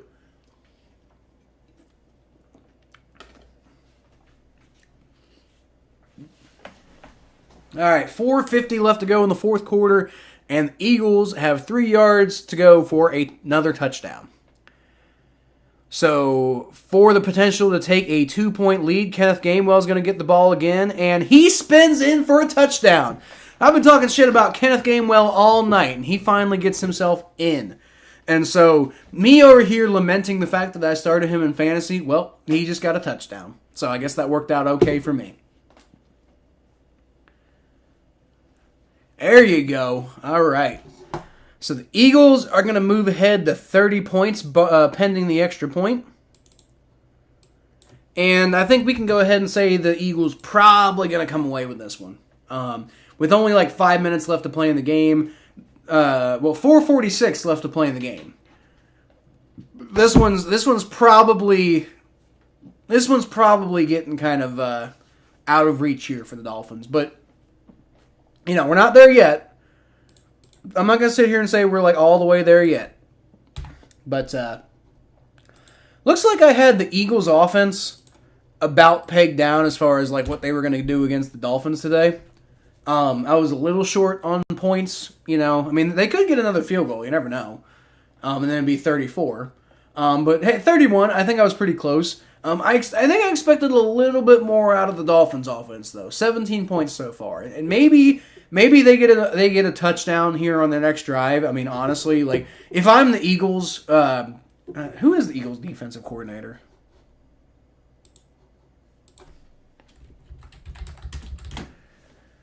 Eagles defensive coordinator is Sean Desai. So if I'm Sean Desai, I'm probably not too worried about preventing them from getting in the end zone here. I'm probably like, hey, if you get a touchdown, that's fine. But what you're going to do is you're going to, like, you know, do the Lou Anarumo thing, right? You're going to, like, you know, if they get some yards, whatever, just make them eat that clock up, you know? Like, you're playing clock control football at this point because you're at 14 points with, like, 4 minutes left in the game. And the Dolphins only have 3 timeouts. So it's not like they can just, like, stop it forever. So basically what you do is you let them get, like, you know, 5, 6, 7 yards at a time. Just make sure it's completions to the middle of the field, and you keep that clock running, right? And if they get a touchdown, they get a touchdown. It's fine, whatever. But you want to keep that clock running, and you want to, you know, make them run out of time to get 2 touchdowns. Because the thing is, your offense is probably going to get the ball back. Like, almost, like, unless something crazy happens, the offense is going to get the ball back, and they can just, like, run some of that clock off. And then, you know, you either make the Dolphins take their timeouts, or you run a lot of clock off. You know, even if you go 3 and out, you know, you're either making the Dolphins take their timeouts, or you're running a lot of clock off. So, you know, unless the Dolphins just, like, start going crazy on offense out of nowhere, most likely you're probably going to go ahead and take care of business, right? I will say, if the Dolphins can't get a touchdown and the Eagles win by like 2 scores, can we start having a discussion about like maybe the Dolphins are kind of frauds? Like, not really. But I mean, first of all, we're going to be talking about the Lions being frauds just because they lost to the Ravens. Like, yeah, the Lions are kind of fraudulent. But are they like massive frauds? Like, yes and no. But the Dolphins might be too, because who the fuck have the Dolphins beaten? Honestly, like, yeah, they historically beat down the Broncos, but they lost to the only good team they've played, which was the Bills, and the Bills aren't even that great, but the Bills beat the piss out of them, and then, you know, right now they're getting their asses handed to them by the Eagles. I mean, not like entirely handed to them, but the Eagles are clearly the superior team in this game. So maybe we can talk about the Dolphins being a little fraudulent after this is over. We'll be lucky for a 5-win season. I don't think that's true, Mikey. I think y'all are probably going to get like, you know, 7-8 wins this year. Which, definitely not what you want, right? But, I'm actually, if I had to peg, probably more like 8 to 9 wins. The Saints are going to be like an 8 to 9 win team this year, I think. So if I had to like pick a record for you by the end of the year, I'm going to say 9-8. I think the Saints are going to be 9-8 at the end of the year. So Jalen Waddle gets about 8 yards, and that's what I'm talking about. That's what I think Sean Desai should do. He should tell his team, let him get the short yardage in the middle of the field, keep that clock running. Because that's the strategy. You got a 14-point lead with little time left in the game. Just make them use the clock, What the hell? Ref's making him not snap the ball. That was weird. Tua's going to get sacked. So that's a big play for the Eagles defense. I think the Dolphins are kind of losing their form a little bit now. So, I think the Eagles are in their head at this point. And if the Eagles are in their head, this game's over. Like, if the Dolphins don't get a touchdown on this drive, I mean, the game's already feeling pretty in hand for the Eagles. But if the Dolphins, don't get a touchdown on this drive, the game's over. Like, over. Like, there's no coming back if you don't get a touchdown on this drive. First it was Adam Prentice, now it's Foster Moreau. Can it stop? Tua takes another sack, and the Eagles are just, starting to run away with this one. The Eagles are just kind of the Eagles smell blood, and they're clamping down. They are clamping down. Yep, well, maybe we could talk about the Dolphins being frauds, y'all. Because, like Mikey, you said it right here. 0-2 versus good teams. And we can talk about whether the Bills are a good team. The Bills are a good team. I don't know if they're a great team. But the Bills are a good team. And they got destroyed by the Bills. So, yeah. 0-2 versus good teams. And not just 0-2, but 0-... If this scoreline holds, maybe the Eagles even get another field goal. I don't know. Probably not. They'll probably just run out the clock. But 31-17, yeah. The Dolphins are, I think, maybe a little fraudulent. I had him ranked number 2 in my power rankings. So I'm not, there's no embarrassment for being fooled by the Dolphins, because I was fooled too. I was like, oh yeah, number 2 team. The only reason I had them number 2 and not number 1 is because they got plastered by the Bills. That's the only reason. I even said that in my power rankings. All right, Tua. Shotgun, empty formation, takes the snap on 4th and 10, and the play's blown dead for some reason. Is there a timeout? The Eagles took a timeout. Okay, that was weird. Dolphins are fraudulent. I think the Dolphins are fraudulent. I really do. It kind of reminds me of the Broncos. Now it's not. I'm not saying they're as bad as the Broncos. Don't clip this and put it on whoever's watching, don't clip this and put it on TikTok the Dolphins are as bad as the Broncos. That's not what I'm saying. Don't take this don't twist what I'm saying. I'm not saying the Dolphins are as bad as the Broncos, but the Dolphins are certainly remind me of the Broncos from a few years back. Remember they started 3-0. But they were 3-0 against really bad teams. It was like the Giants and the Jets and some other team that was really bad. And then they just were awful the rest of the year. And I'm not saying the Dolphins are quite like that. I'm sure the Dolphins are probably still going to be a playoff team. But every time they play a good team, they don't do well. That's all I'm saying. And on 4th and 10, that ball is knocked away. And so that's probably... That's not coffin nails, but... a couple first downs, and that's probably it. And that was also a 4th down attempt, and the Eagles are going to get the ball in scoring range. So, this whole idea, Eagles field goal, if they don't just choose to run this clock out, if they get 2 first downs, they probably won't go for the field goal. They'll probably just run the clock out. But let's say maybe they go 3 and out, make the Dolphins use their timeouts, they'll probably take the field goal just to, for assurance sake.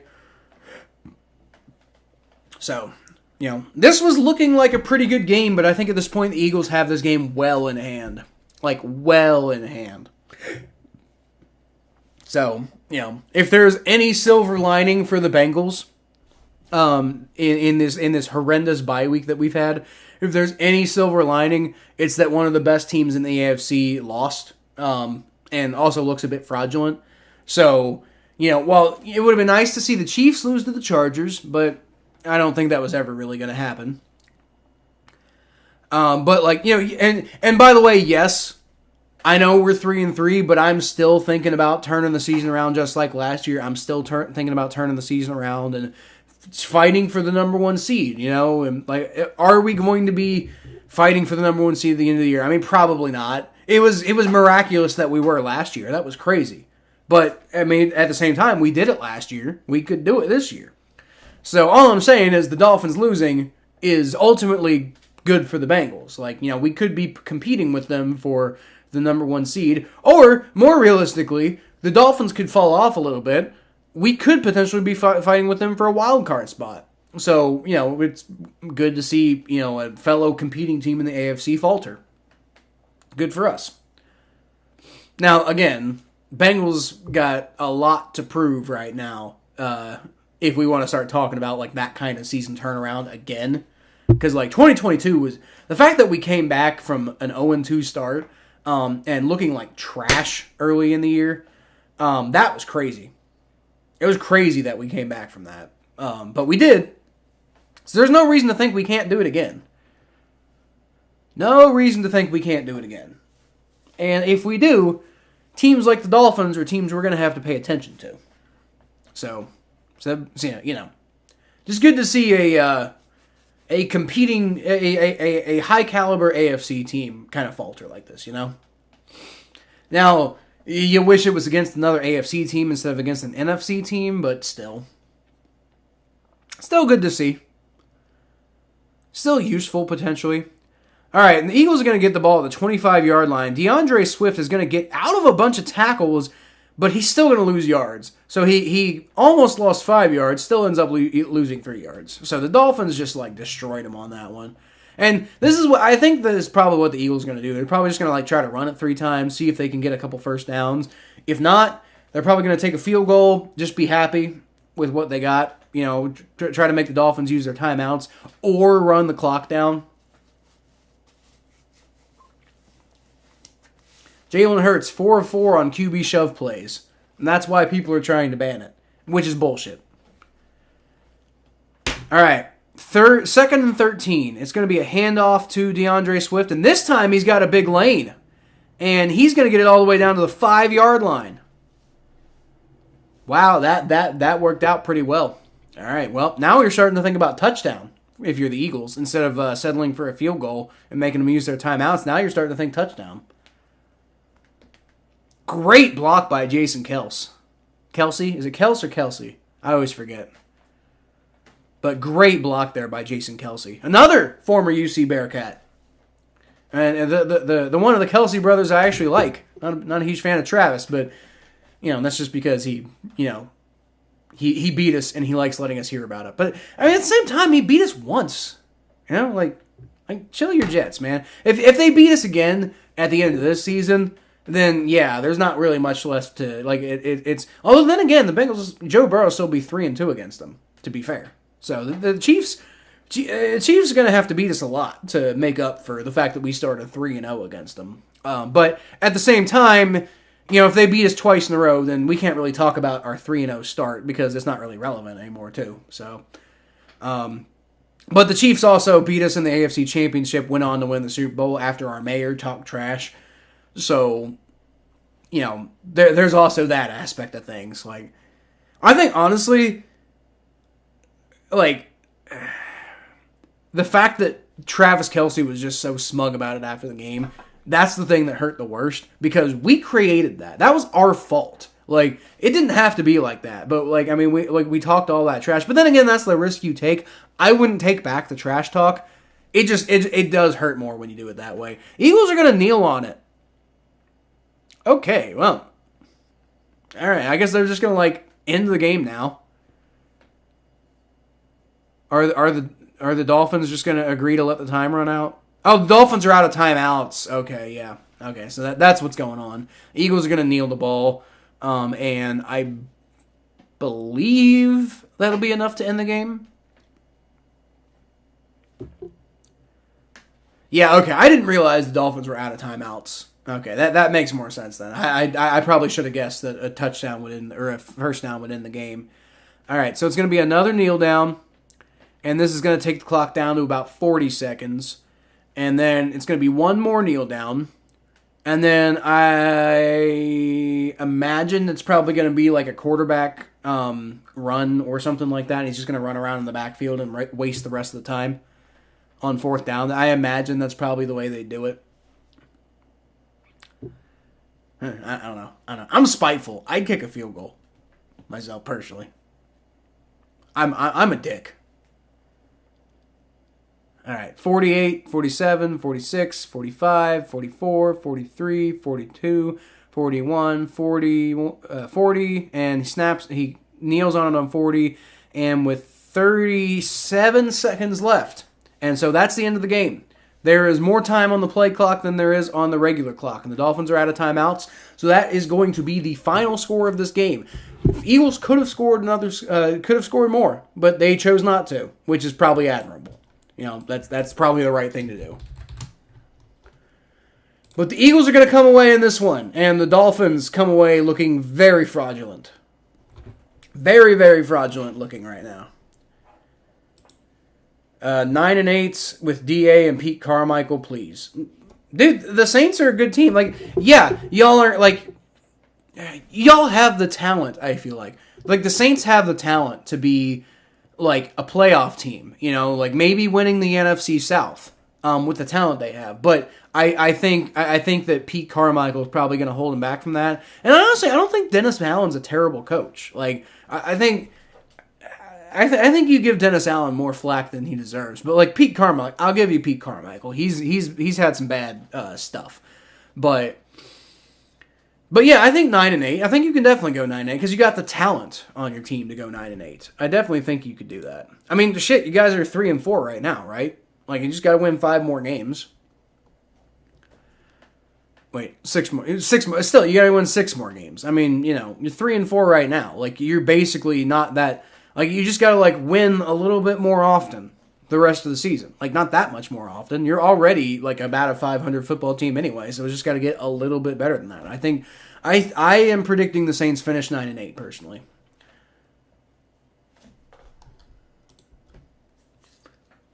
Only one watching, you don't have nothing to worry about. Yeah, I know, Mikey. I didn't expect anybody to watch. I just wanted to, like, put some content out so I could say I put some content out.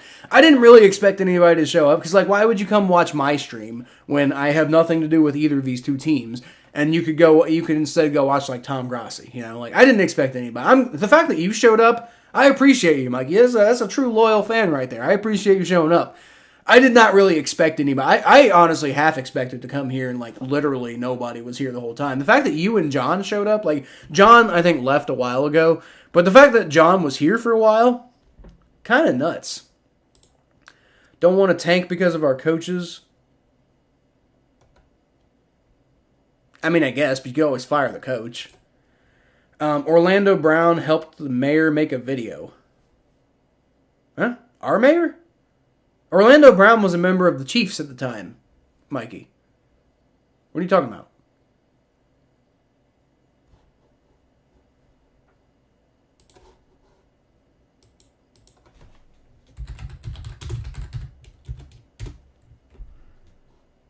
Or are you talking about...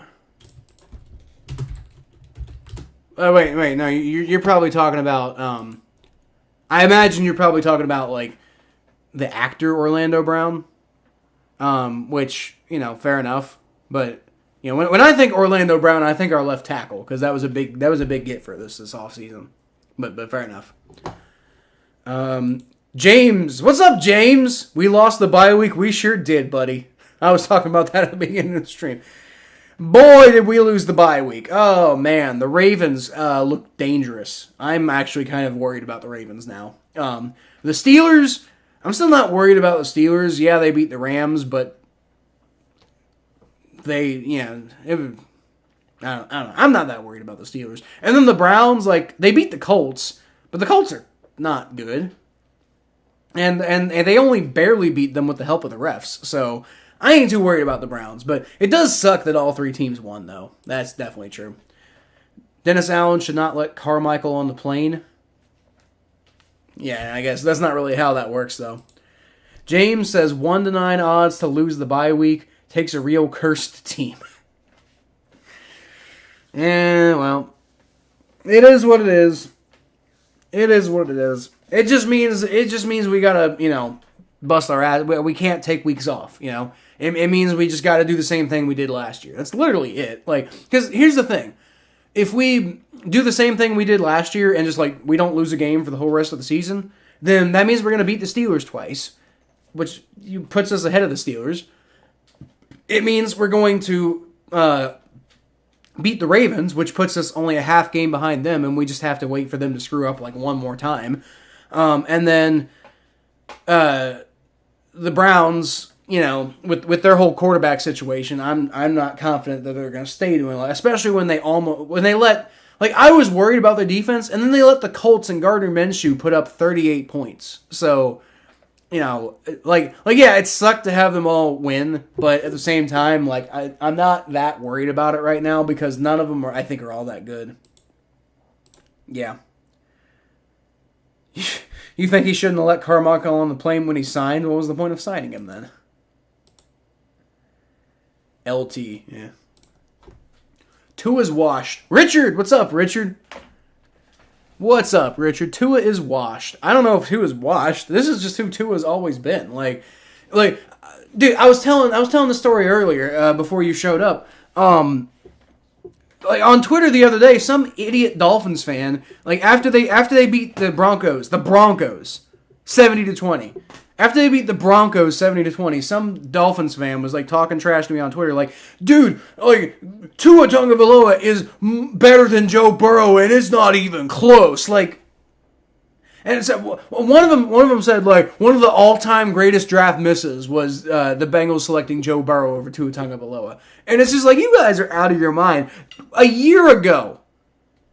Definitely 2 years ago, but up to even a year ago, a lot of Dolphins fans were talking about they need to move on from Tua.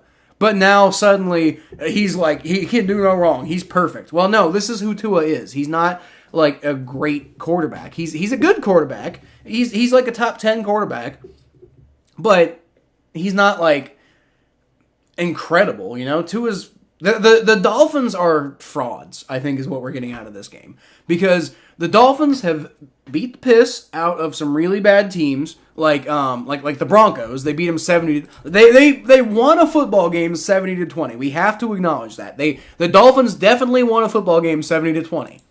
That is, you can't take that away from them. That is an incredible feat, no matter how otherwise fraudulent they may or may not be. But it was the Broncos, bro. The fucking Broncos. Just slow your horses a little bit. Other than that, they barely beat the Chargers 36-34 to start the year. The Chargers, who were not a good football team, they had a low-scoring win over the Patriots, and the Patriots are not a good football team, although they did just beat the Bills, to be fair. Then they beat the piss out of the Broncos. And then they got the piss beaten out of them by the Bills the very next week. And then they beat they handily beat the Giants, who are also bad. And then they beat the piss out of the Panthers, but the Panthers are bad. Right? So it's the Dolphins are good against bad teams, but that's about it. When they play teams that matter, they're not all that good. And even the Chargers, the Chargers are they're not that great, but they're kind of on the edge of if they get a few things together, they could be pretty good. They could be competitive.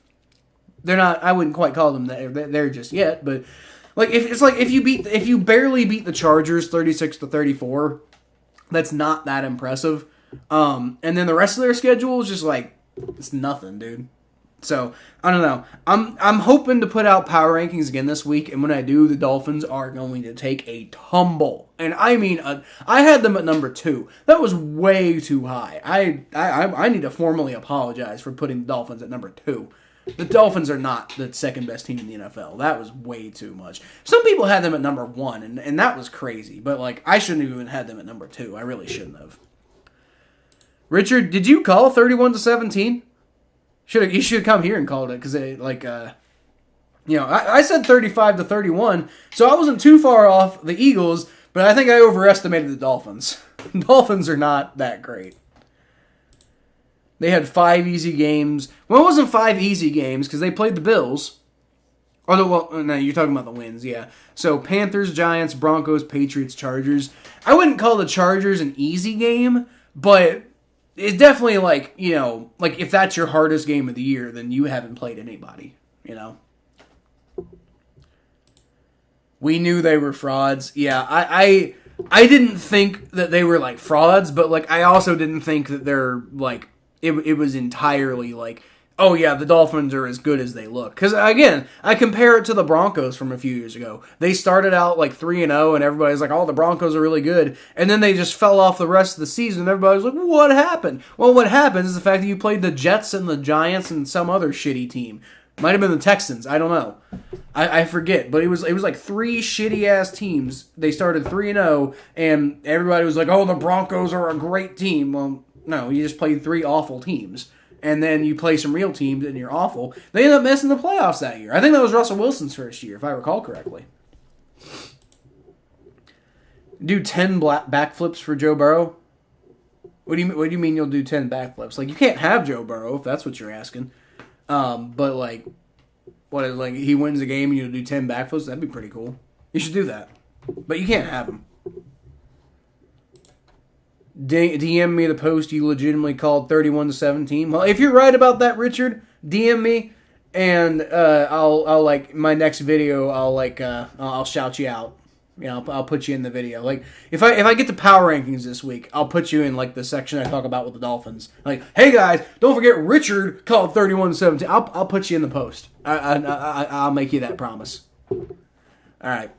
But anyway, it's 11:30, and My voice has been killing me since the second quarter. And I'm not entirely sure why. I don't know. But I'm going to go ahead and hop off because, that was not as good of a game as I thought we were going to get. It was good at first, and then the Eagles just kind of pulled away with it. So, yeah. But anyway, I'll be back next week for Bengals 49ers. And then other than that, that's all I got for this for this stream, and I'll try to have video, maybe even 2 if I'm lucky, but probably just 1. And that's even if I can even get to the 1. I don't know. But either way, y'all can always catch more of what I do at Kyle Phelps92 on Twitter, Facebook.com/ThePhelps, Butt Fumble Sports, the Battle of Ohio podcast, which again is still exclusively on my channel on YouTube, but I had somebody advise me on how to get on Spotify and YouTube, so that might actually be, not YouTube, Apple Podcasts. Spotify and Apple Podcasts. So hopefully that'll be happening soon, but right now, just available on my channel. And then don't forget to subscribe here if you haven't already subscribed, but the people who are currently in the chat, which is Mikey, James, and Richard, I'm pretty sure y'all are all subscribed, so, subscribe again! Why not? Unsubscribe and then resubscribe. Don't do that. That would be kind of stupid, but whatever. But anyway, I'm gonna head out of here. So y'all have a great night, and I will see y'all next week for Bengals 49ers. Until that, I'll leave y'all as always with a hoot.